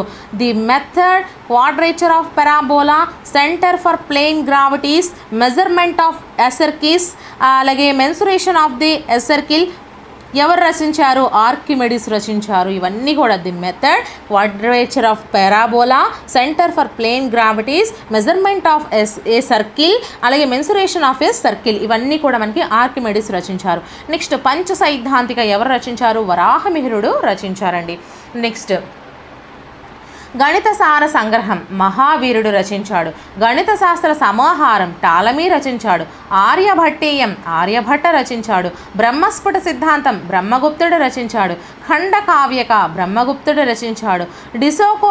Discourse of method René Descartes రచించాడు. రైజింగ్ ఆఫ్ ది స్టార్స్ హిప్పీక్లిస్ రచించాడు. ప్రిన్సిపల్ ఆఫ్ మ్యాథమెటికా బెహ్రెన్సెల్ బెట్రాన్ రస్సెల్ అంట చూడండి రచించారు. గ్రెనడల్ మ్యాథమెటిక్స్ ఎవరు రచించారు? హిల్బర్ట్ రచించారు. శాంఖవ పరిచ్ఛేదం అపల్లోనియస్, అలాగే ఆర్యభట్టీయ భాష్యం భాస్కరాచార్య 1, లఘు భాస్కరీయం మహాభాస్కరీయం ఇవన్నీ కూడా భాస్కరాచార్య 1 రచించాడు. సో ఇందులో ఏమైనా మిస్టేక్స్ ఉంటే ఖచ్చితంగా కామెంట్ చేయండి, బట్ కొంచెం పొలైట్గా చేయండి. నాకు పొలైట్ లేకపోతే ఎందుకో కొంచెం కోపం వచ్చేస్తుంది ఫ్రెండ్స్. ఎందుకంటే మీ అందరికీ ఫ్రీగా ప్రొవైడ్ చేస్తున్నాను, దీనికి నేను పడే కష్టం మీకు తెలియదు, అది నాకే తెలుస్తుంది. అండ్ ఇంకా ఛానళ్ళు కొంతమంది ఉన్నాయి కదా, వాళ్ళకే తెలుస్తుంది ఒక వీడియో చేయాలంటే ఎంత కష్టమో. సో మీకు నోటికి వచ్చేసినట్టయితే మాత్రం అనకండి, పొలైట్గా చెప్పండి, మేడం గారు ఇది కొంచెం తప్పు ఉంది, కొంచెం సరి చేయండి అని చెప్పండి. ఓకే, డెఫినెట్లీ సరి చేస్తాను, మీకు పిన్ కూడా చేస్తాను. మీ అందరికీ నా తప్పు అని ఒప్పుకొని మీ దగ్గర అది ఆన్సర్ కరెక్ట్ చేస్తాను. ఓకేనా? సో నెక్స్ట్ బిరుదులండి. కొన్ని బిరుదులు మనం చూసుకుందాం. ఫాదర్ ఆఫ్ జామెట్రీ ఎవరంటారు? యూక్లిడ్ అంటారు. న్యూటన్ ఆఫ్ యాంటిక్విటీ ఆర్కిమెడిస్ని అంటారు. స్పిరిట్ ఆఫ్ జామెట్రీ పాస్కల్ని అంటారు. ఫాదర్ ఆఫ్ నెంబర్స్ పైథాగరస్ని అంటారు. ఫాదర్ ఆఫ్ నెంబర్స్ ఇండియన్లో రామానుజన్ అంటారు. Father of numbers totally Pythagoras. Father of numbers Indian Ramanujan. Father of Indian numbers Bhaskaracharya 2. Father of algebra Diophantus. Father of equations Diophantus. Father of Venn diagrams George Cantor. Father of maths methods René Descartes. Spirit of circles Archimedes. ఈ విధంగా అయితే మనకి బిరుదులు ఉండడం జరిగింది. So మీకు మళ్ళీ కావాలి అనుకుంటే వీడియోని ముందుకి స్కిప్ చేసుకొని చదువుకోండి.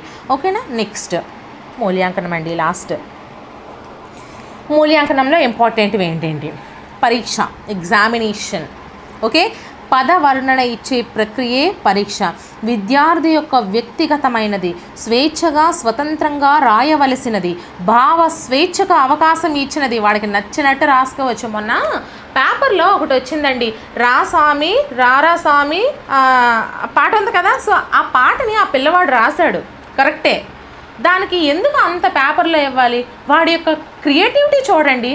ఎందుకు క్రియేటివిటీ చూడలేకపోతున్నారు? ఒక టీచర్గా ఎవరైనా సరే వాడు పాట రాశాడు, పిల్లలు ఇలా తయారైపోతున్నారు, ఎందుకు అలా అనుకోవాలి? వాడు అందులో నిజంగా నాకు అనిపించింది వాడికి హ్యాట్స్ ఆఫ్ చెప్పాలని. కానీ వాడు చేసింది ఒకటి ఏంటంటే వాడు తప్పు చెప్పాడు. వాడు లాటానుప్రాస అలంకారానికి లాస్ట్ అంత్యానుప్రాస అలంకారం పెట్టేశాడు. కానీ స్వామి స్వామి స్వామి అంత్యానుప్రాస వస్తుంది కదా, సో వాడు అది పెట్టేశాడు కానీ ఎగ్జాంపుల్కి.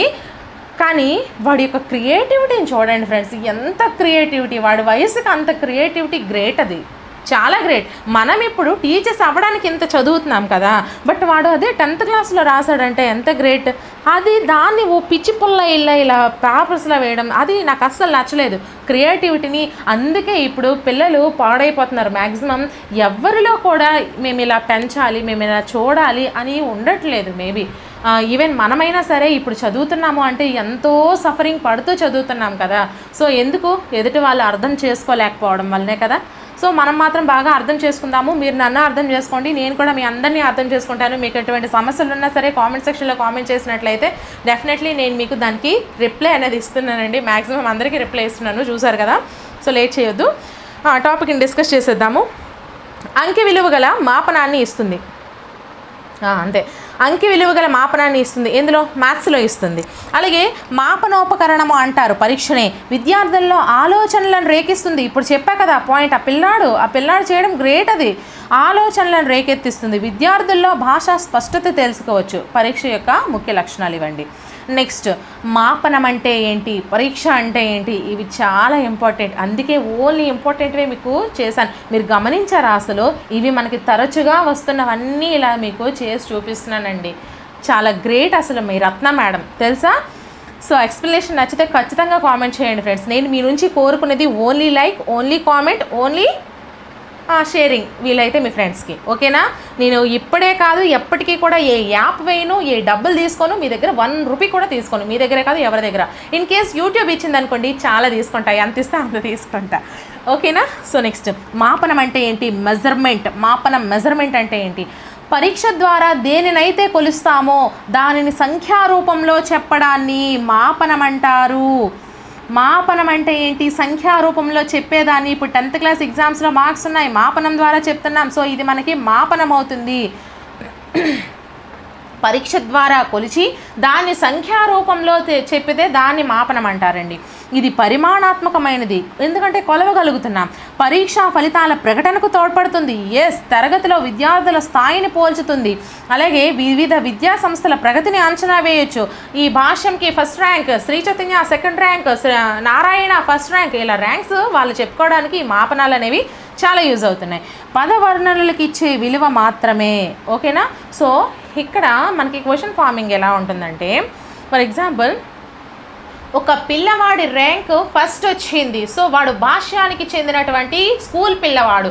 సో వాడు ఏం చేయబడ్డాడు? పరీక్ష మాపనమా? ఇలా అడుగుతాడు. సో మాపనం అని మీరు ఆన్సర్ చేయాలండి, ఎందుకంటే మార్కుల ద్వారా వాడికి ర్యాంక్ స్పష్టం చేశారు. సో అది మాపనం అవుతుంది. నెక్స్ట్ మూల్యాంకనం అంటే ఏంటి? పరీక్ష ప్లస్ సమీక్ష ఈక్వల్స్ టు మూల్యాంకనము. ఎవాల్యుయేషన్ అంటే మాపనము ప్లస్ తీర్పు. మూల్యాంకనము అంటే మార్కులు ఇచ్చేది ప్లస్ తీర్పు. మాపనము ప్లస్ సామర్థ్య నిర్ణయము మూల్యాంకనము. పరీక్ష మాపనం ద్వారా వచ్చినటువంటి మూల్యాంకనంపై ఒక సమీక్ష జరిపి వారి యోగ్యతలను నిర్ణయించి అభివృద్ధికి సూచనలు ఇచ్చినది మూల్యాంకనము.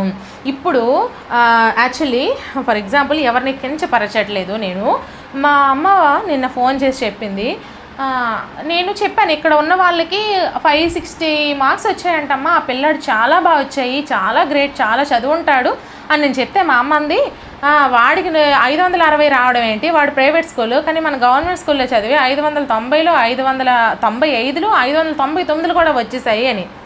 సో యాక్చువల్లీ గవర్నమెంట్ స్కూల్లో చదివి 550 తెచ్చుకున్నాడంటే వాడికి సామర్థ్యం ప్రకారం వేసినవే, కాదని నేను అన్ను. బట్ 599 అంటే ఏ ఒక్కరికో వస్తే వెళ్ళండి కూడా అండి, వాళ్ళ స్కూల్ టీచర్ వాళ్ళు అని. వీధంతా ఎంతమంది మా ఊర్లో ఉన్నారో వాళ్ళందరికీ 595 వచ్చాయంట. అంటే ఏంటి, దాని అర్థం ఏంటి, వాడికి కరెక్ట్గా లేకపోయినా సరే ఆ టైంకి ఉపయోగపడింది. సో ఇక్కడ మీకు అది ఎగ్జాంపుల్ ఎందుకు చెప్పానంటే, పరీక్ష మాపనం ద్వారా వచ్చిన మూల్యాంకనం మాత్రమే ఆ పిల్లవాడికి వచ్చింది 595 ఇవన్నీ. సో వాడు ఎక్కడి వరకు చదవగలడు, ఇక్కడ వరకే ఆ మార్క్స్ ఉపయోగపడతాయి. నెక్స్ట్ ఇంటర్మీడియట్, ఆ తర్వాత ఎంసెట్కి వచ్చేసరికి వాడు వెళ్ళగలుగుతాడా, వెళ్ళలేడు కదా. సో ఆ మార్కులు వచ్చిన దాన్ని బట్టి వాడు ఎంత చదువుతాడు, రేపు పొద్దున్న ఫ్యూచర్కి ఏ విధంగా ఉపయోగపడతాడు అని వాడికి సూచనలు ఇవ్వడానికి, వాడికి అభివృద్ధికి మనం సలహాలు ఇవ్వడానికి ఉపయోగపడితే దాన్ని మనము మూల్యాంకనం అంటారు. సో ఎగ్జాంపుల్ మనకి ఎక్కడికి వచ్చింది చూసారా. సో ఇప్పుడు ఈ ప్రైవేట్ స్కూల్లో చదివి 570 మార్కులు తెచ్చుకున్న పిల్లవాడిని మనకు నచ్చినట్టుగా మలుచుకుంటే మలుస్తాడండి. ఎందుకు అంటే వాడు కష్టంతో వచ్చింది.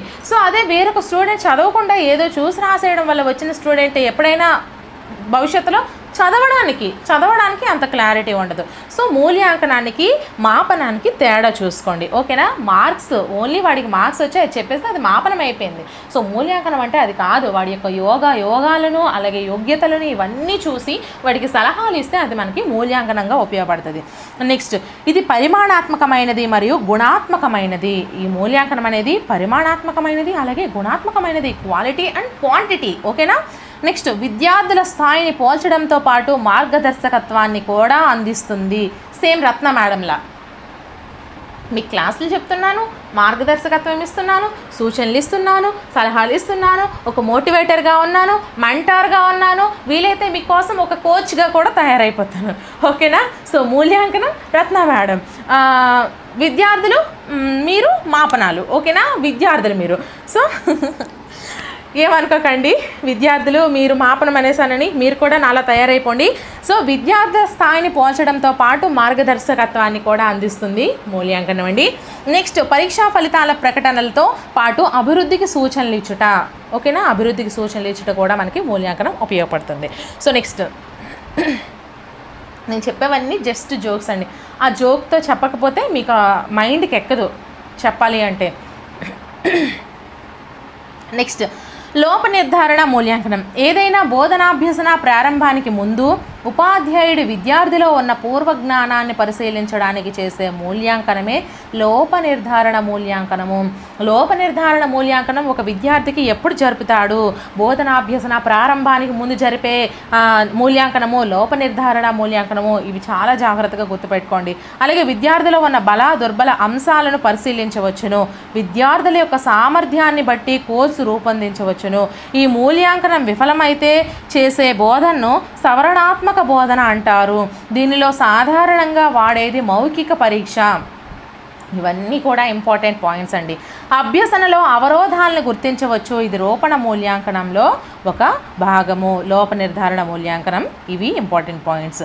నెక్స్ట్, రూపణ లేదా నిర్మాణాత్మక మూల్యాంకనం అంటే ఏంటి, బోధనాభ్యసన జరుగుతూ ఉండగా ఒక టీచర్ వాడు చెప్తూ ఉండగా మధ్యలో భావనలు ఏర్పరచుకునే దశలో, భావనాత్మకం పొందే దశలో చేసే మూల్యాంకనం రూపణ లేదా నిర్మాణాత్మక మూల్యాంకనం అని అంటారు. ఓకేనా. సో దీనిలో వాడే సాధనాలు ఏంటేంటి, నిరంతర పరిపుష్టి అందజేయడం దీని యొక్క ముఖ్య లక్షణం అండి.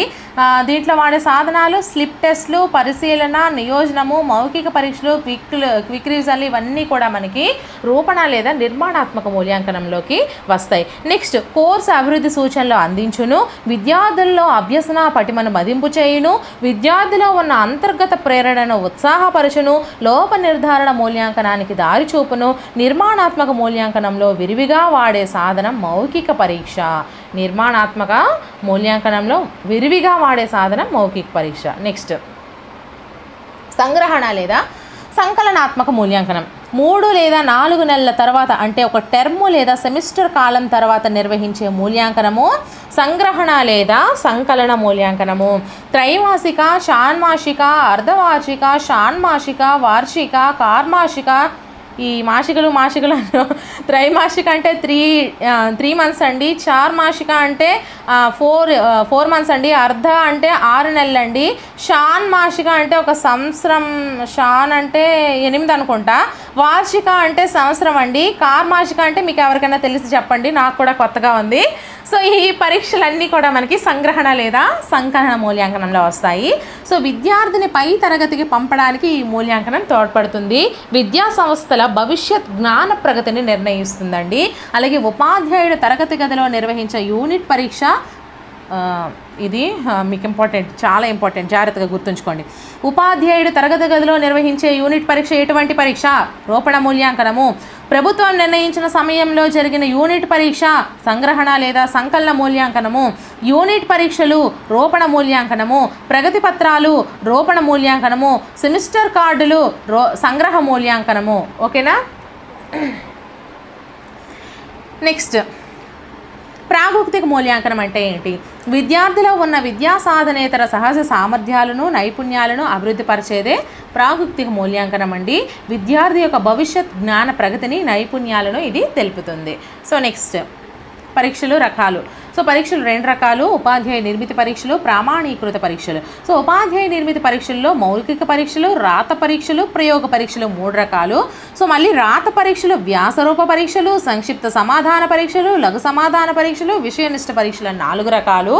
సో మళ్ళీ లఘు సమాధాన పరీక్షల్లో పూరకాలు, ప్రశ్నారూపాలు, సాదృశ్య రూపాలు, సంసర్గ రూపాలు ఇవన్నీ కూడా లఘు సమాధాన ప్రశ్నలండి. అలాగే విషయనిష్ట ప్రశ్నలకు వచ్చేసరికి బహుళైష్ఠిక ప్రశ్నలు, జతపరచడాలు, ఏకాంతర సమాధానాలు, వర్గీకరణలు, మాస్టర్ లిస్టులు ఇవన్నీ కూడా మనకి విషయనిష్ట పరీక్షల్లో. ఈ పరీక్షల రకాలు కూడా మీకు క్లియర్ అయిపోయింది. నెక్స్ట్ ఉపయోగాలు. ఇవి మెయిన్ ఇంపార్టెంట్, చాలా ఇంపార్టెంట్ అండి. సో తక్కువ కాలంలో ఎక్కువ అంశాలు మౌఖిక పరీక్షలు, ఒక అంశంలో విస్తృత జ్ఞానం వ్యాసరూప ప్రశ్నలు, జ్ఞాపక శక్తి లేదా ధారణా శక్తి ఉపయోగము పూరకాలు లేదా మౌఖిక పరీక్షలు, విశ్లేషణ శక్తి లేదా విచక్షణా శక్తి తెలియజేసేవి బహుళైచ్ఛిక ప్రశ్నలు, అవగాహన మరియు గుర్తింపు శక్తిని జతపరచడాలు, తార్కిక శక్తికి సాదృశ్యాలు, అవగాహనకు వర్గీకరణ ప్రశ్నలు, అభిరుచికి ఏకాంతర సమాధాన లేదా ప్రత్యామ్నాయ స్పందనలు, ఉమ్మడి సంబంధం తెలియజేసేవి సంసర్గాలు. ప్రశ్నలు ఈ రకాలుగా ఉంటాయండి. ఓకేనా. సో నెక్స్ట్ ఉత్తమ ప్రశ్నపత్ర లక్షణాలు ఏంటేంటి? సప్రమాణత లేదా ప్రామాణికత అంటే ఏంటి? ఒక పరీక్ష లేదా ప్రశ్నపత్రం ద్వారా ఉపాధ్యాయుడు ఏ లక్ష్యానికైతే మాపనం చేయాలి అనుకున్నాడో అదే లక్ష్యాన్ని మాపనం చేసే విధంగా ప్రశ్నలు ఇవ్వడం సప్రమాణత. సో ఫర్ ఎగ్జాంపుల్ ఒక విద్యార్థిలో వాడు 4th క్లాస్లో మొత్తం వాడు నేర్చేయాలి అని వాడు పెట్టాడు అనుకోండి ఒక ఎగ్జామ్ అనేది. సో వాడది ఆ లక్ష్యాన్ని మాపనం చేసే విధంగా 4వ తరగతి మొత్తం వాడు నేర్చుకునే విధంగా ఆ పరీక్ష పెడితే దాన్ని సప్రమాణత లేదా ప్రామాణికత అంటారు. ఉపాధ్యాయుడు ఎంచుకున్న లక్ష్యాలకు పరీక్షల్లో ఇవ్వబడిన ప్రశ్నలకి సంబంధం ఉంటే సప్రమాణత ఉన్నట్టేనండి. వాడికి 4th క్లాస్ ఇస్తే 4th క్లాస్ రావాలనుకున్నాడు కాబట్టి ఆ ఉపాధ్యాయుడు, సో సప్రమాణత ఉన్నట్టే. అలాగే విశ్వసనీయత అంటే ఏంటి? ఒక విద్యార్థి కానీ ఎక్కువ మంది విద్యార్థులు కానీ ఒకే సందర్భంలో కానీ వేరు సందర్భాల్లో కానీ ఒక పరీక్షను రాసేటప్పుడు ఒకే విధంగా రాయడము అనగా మార్కుల్లో పెద్దగా వ్యత్యాసం లేకపోతే విశ్వసనీయత ప్రశ్నాపత్ర స్థిరత్వ పటిమను తెలుపుతుంది. విశ్వసనీయత అంటే నిలకడ అంటే స్థిరము అని అర్థము. ఎంపిక పరీక్షల్లో ఈ లక్షణం కనిపించడం. ఫర్ ఎగ్జాంపుల్ మన టెట్ ఎగ్జామే ఉందండి, ఎన్నిసార్లు పెట్టినా రేపు మనం రాసే టెట్ ఎగ్జాము రేపు రాసేస్తాము, ఆ తర్వాత మళ్ళీ 10 రోజుల తర్వాత పెట్టినా అన్ని మార్కులే వస్తాయి. వేరే ఎక్కడ హైదరాబాద్లో పెట్టినా అవే మార్కులు వస్తాయి, శ్రీకాకుళంలో పెట్టినా అవే మార్కులు వస్తాయి. సో ఈ విధంగా రావడాన్ని మనము విశ్వసనీయత అని అంటాము. ఓకేనా. నెక్స్ట్ లక్ష్యాత్మకత, దీనిని విషయనిష్టత, విషయతంత్రత, వస్త్వాశ్రయత అంటాము. ఒక సమాధాన పత్రాన్ని ఎంతమంది ఉపాధ్యాయులు దిద్దినా అందరికీ ఒకేలా మార్కులు రావడం లక్ష్యాత్మకత. ఫర్ ఎగ్జాంపుల్ నేను రాసినటువంటి ఆన్సర్ షీట్ని ఒక ఉపాధ్యాయుడు దిద్దితే అన్ని మార్కులు వచ్చాయి, 150 మార్కులే వచ్చాయి 150కి. అలాగే వేరే ఉపాధ్యాయుడు దిద్దిన 150కి 150 వచ్చాయి. ఈ విధంగా రావడాన్ని లక్ష్యాత్మకత అంటారు. ఎవరు మాపనం చేసినా ఒకేలాంటి ఫలితాలు రావడం, ఏ వ్యక్తి మూల్యాంకనం చేసినా ఒకే విధమైన ఫలితాలు రావడము సమాధాన పత్ర స్థిరత్వ పటిమను తెలుపుతుంది. విషయతంత్ర పరీక్షల్లో ఈ లక్ష్యము కనిపిస్తుంది. విషయతంత్ర పరీక్షలు అంటే ఇప్పుడు మనకి పెట్టేది విషయతంత్రం కాదండి. ఎందుకంటే ఎలాగో డెఫినెట్లీ ఈ మార్క్సే వస్తాయి. ఇప్పుడు నార్మల్ ఎగ్జామ్స్ ఉంటాయి కదా, సో దాంట్లో 1-2 మార్కులు ఒక ఉపాధ్యాయుడు దిద్దినప్పుడు అటు ఇటు కావచ్చు. సో అటువంటప్పుడు ఇవి ఉపయోగిస్తారు. నెక్స్ట్ విశ్వసనీయత గల పేపర్కు సప్రమాణత, లక్ష్యాత్మకత గల పేపర్కు సప్రమాణత, విశ్వసనీయత 2 ఉంటాయి. విశ్వసనీయత ఉన్నటువంటి పేపర్కు సప్రమాణత ఉంటుందండి.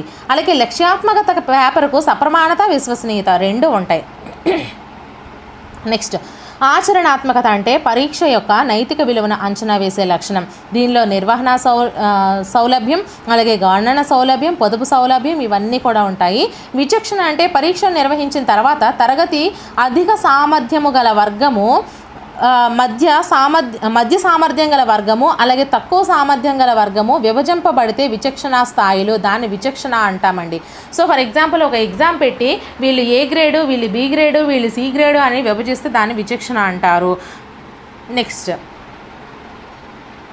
వ్యాపకత అంటే సాధ్యమైనంత వరకు అన్ని బోధనాంశాలని పరీక్షించడమే వ్యాపకత. ఓకేనా. నెక్స్ట్ పరీక్షకు నికషకు గల సంబంధం ఏంటి?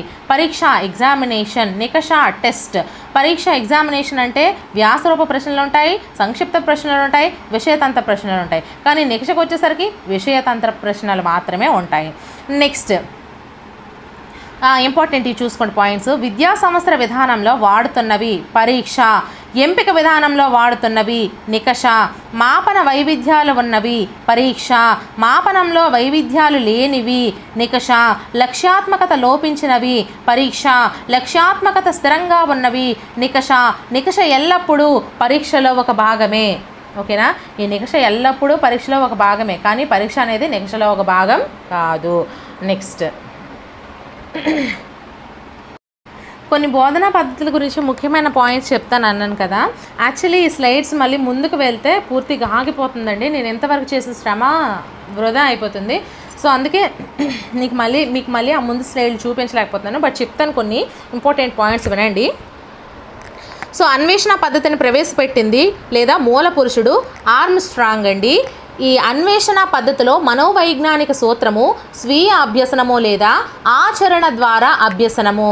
ఈ అన్వేషణ పద్ధతికి మారు పేర్లు పరిశోధన పద్ధతి, కనుక్కొనే పద్ధతి, హ్యూరిస్టిక్ పద్ధతి అని కూడా అంటాము. ఓకేనా. సో అన్వేషణ పద్ధతిలో మొత్తం 5 సోపానాలు ఉంటాయి. ఫస్ట్ వన్ సమస్యలుగా చేయడము, తర్వాత సూచనా పత్రాలు, తర్వాత సాధన, తర్వాత నమోదు, తర్వాత వినియోగము. ఓకేనా. సో ఇది మనకి అన్వేషణ పద్ధతిలో మనకి ముఖ్యంగా చూసుకోవాల్సినవి. నెక్స్ట్ మనం చూసుకుంటే నియోజన పద్ధతి అండి. దీని యొక్క నియోజన పద్ధతినే మనము నిర్దేశ్య పద్ధతి లేదా డాల్టన్ పద్ధతి అని కూడా అంటారు. దీనిలో ఉండేటువంటి మనోవైజ్ఞానిక సూత్రము స్వీయ అభ్యసనము. నియోజన పద్ధతి యొక్క మనోవైజ్ఞానిక సూత్రము స్వీయ అభ్యసనము. అలాగే ఇప్పుడే చెప్పాను ఏంటి, మనోవైజ్ఞానిక సూత్రం స్వీయ అభ్యసనము, ఆచరణ ద్వారా అభ్యసనము ఉండే మనోవైజ్ఞానిక సూత్రం ఉన్నటువంటి పద్ధతి ఏది? అన్వేషణ పద్ధతి. అదే మనోవైజ్ఞానిక సూత్రం స్వీయ అభ్యసనం మాత్రమే ఉండేది నియోజన పద్ధతి. ఈ విధంగా మీరు చూసుకోండి. సో ఇందులో మనకి సన్నాహ భాగము, ప్రయోగశాల భాగం అనేవి ఉంటాయి. నెక్స్ట్ మనం చూసుకుంటే ఉపన్యాస పద్ధతి అండి. ఇది అతి పురాతనమైన పద్ధతి. దీన్నే లెక్చర్ పద్ధతి అని కూడా అంటారు. ఈ లెక్చర్ అనే పదం లాటిన్ పదం నుంచి వచ్చింది. ఓకేనా. నెక్స్ట్ మనం చూసుకుంటే ఉపన్యాస ప్రదర్శన పద్ధతి అండి. ఉపన్యాస ప్రదర్శన పద్ధతి ఏదైనా విజ్ఞాన శాస్త్ర ప్రయోగాన్ని ప్రాథమిక స్థాయిలో చెప్పడానికి ఉపన్యాసం ద్వారా చెప్పి అవగాహన పరిచి తర్వాత చేసి చూపిస్తే కొంచెము దాన్ని మనము ఉపన్యాస ప్రదర్శన పద్ధతి అని అంటాము. అలాగే చారిత్రక పద్ధతి అంటే ఏంటి? దీన్ని పద్ధతిగా భావించడం కంటే ఉపగమంగా భావిస్తాం. అంటే ఉపన్యాసం యొక్క రూపాంతరమే మనకి చారిత్రక పద్ధతి అవుతుంది. ఇవన్నీ కూడా మనకి ఉపాధ్యాయుని ఈ ఉపన్యాస పద్ధతి, ఉపన్యాస ప్రదర్శన పద్ధతి, చారిత్రక పద్ధతి ఉపాధ్యాయ కేంద్రీకృత పద్ధతులు. ఓకేనా. నెక్స్ట్ ప్రాజెక్ట్ పద్ధతి అంటే ఏంటి? ప్రాజెక్ట్ పద్ధతిని ఎవరు ప్రవేశపెట్టారు? జాన్ డ్యూయీ ప్రవేశపెట్టారండి. అలాగే దీంట్లో సోపానాలు సన్నివేశం ఫస్ట్ ఏర్పాటు చేయడము, తర్వాత ప్రాజెక్ట్ ఎంపిక, మూడవది వ్యూహ రచన, నాలుగవది అమలు చేయడము, ఐదవది మూల్యాంకనము, ఆరవది నమోదు. దీంట్లో మనకి ఇది ముఖ్యంగా ఇంపార్టెంట్. ఈ ప్రాజెక్ట్ పద్ధతికి మారుపేర్లు మనం చూసుకుంటే ఉద్యమ పద్ధతి, ఎత్తుగడ పద్ధతి, ప్రకల్పనల పద్ధతి, ప్రక్షేపణ పద్ధతి, అభిరుచి కేంద్ర పద్ధతి అని కూడా అంటారు. దీంట్లో ఉన్నటువంటి ముఖ్య లక్ష్యము విద్యయే జీవితము, విద్యయే జీవితం అనే లక్ష్యం ఉండే పద్ధతి ప్రాజెక్ట్ పద్ధతి. అలాగే సాధారణ సూత్రము నేర్చుకుంటూ జీవిస్తూ నేర్చుకోవాలి, ఏది? ప్రాజెక్ట్ పద్ధతిలోనే. ఓకేనా. సో నెక్స్ట్ మనం చూసుకుంటే ఇంకా దీనిలో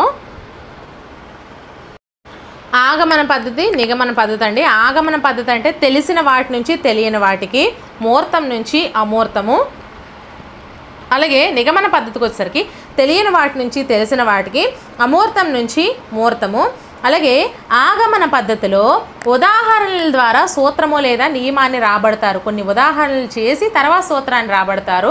నిగమన పద్ధతిలో సూత్రం ద్వారా ఉదాహరణలు అనేవి చేయడం అయితే జరుగుతుంది. ఓకేనా. నెక్స్ట్ విశ్లేషణ పద్ధతి అంటే సమస్య చిన్న చిన్న భాగాలుగా విభజించి సమస్య సాధనాన్ని విద్యార్థులతో చర్చించి రాబడితే దాన్ని విశ్లేషణ పద్ధతి అని అంటారు. దీంట్లో ఇంకా మనము ముఖ్యంగా చూసుకున్నట్లయితే ఆ కిండర్ గార్డెన్ పద్ధతి ఒకటి, మాంటిసోరీ పద్ధతి ఇంపార్టెంట్ అండి. సో కిండర్ గార్డెన్ పద్ధతి జర్మనీ దేశానికి చెందినటువంటి ఫ్రోబెల్ ప్రవేశపెట్టాడు. కిండర్ గార్డెన్ పద్ధతిని ఫ్రోబెల్ ప్రవేశపెట్టారు. మాంటిసోరీ పద్ధతిని ఇటలీ దేశానికి చెందినటువంటి మాంటిసోరీ ప్రవేశపెట్టారు. ఓకేనా. ఇది మనకి ఈ విధంగా ఉంటుంది. గెస్టాల్ట్ వాదాన్ని అనుసరిస్తూ కొనసాగిన విధానము ఏది? కిండర్ గార్డెన్ పద్ధతి. అంతర్దృష్టికి ప్రాధాన్యత ఇస్తూ కొనసాగించే విధానం ఏది? మాంటిసోరీ పద్ధతి. అంతర్దృష్టికి ప్రాధాన్యత ఇచ్చేది మాంటిసోరీ పద్ధతి. అలాగే గెస్టాల్ట్ వాదాన్ని అనుసరించేది కిండర్ గార్డెన్ పద్ధతి. ఇవి మీకు దీంట్లో మనకి ముఖ్యంగా ఇంపార్టెంట్ అండి. సో మనము మిగతా చూసుకున్నట్లయితే పూసల చట్రంలో మనకి ఒక చెక్క మేట పైన ఇలాగా గీతలు ఉండి దానికి పూసలు వేస్తారు కదా. సో దాన్ని మనము పూసల చట్రం అంటారండి.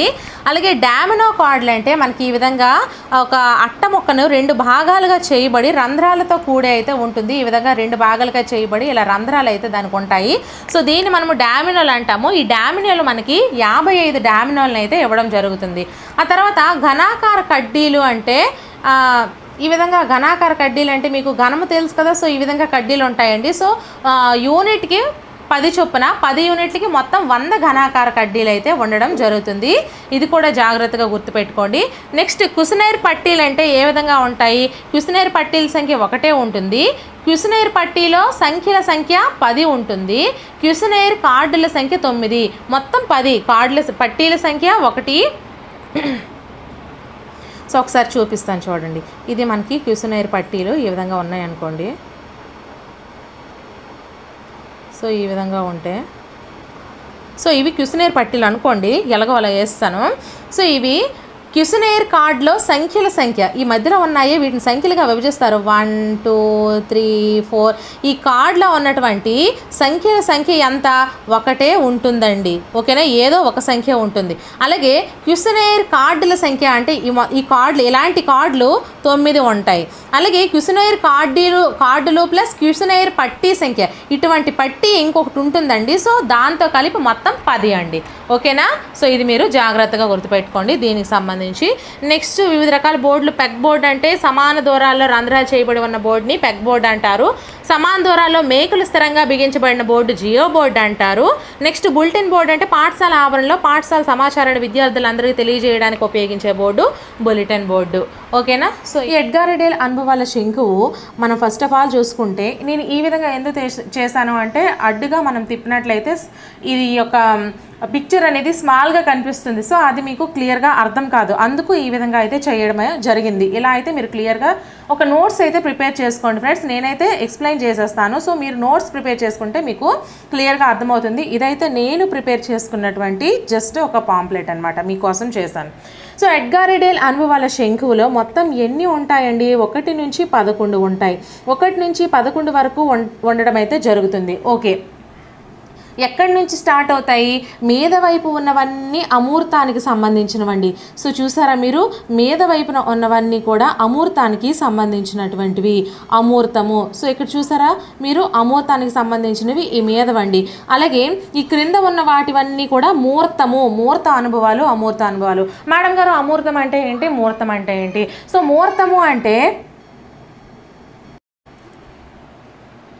మూర్తము అంటే కంటికి కనిపించే వాటిని మూర్తము అంటారండి. కంటికి కనిపించని వాటిని, ఏవైతే కంటికి కనిపించకుండా ఉంటాయో వాటిని మనము అమూర్తము అంటారు. సో మూర్త అనుభవాలన్నీ క్రిందన ఉంటాయండి, అమూర్త అనుభవాలు మీదన ఉంటాయి.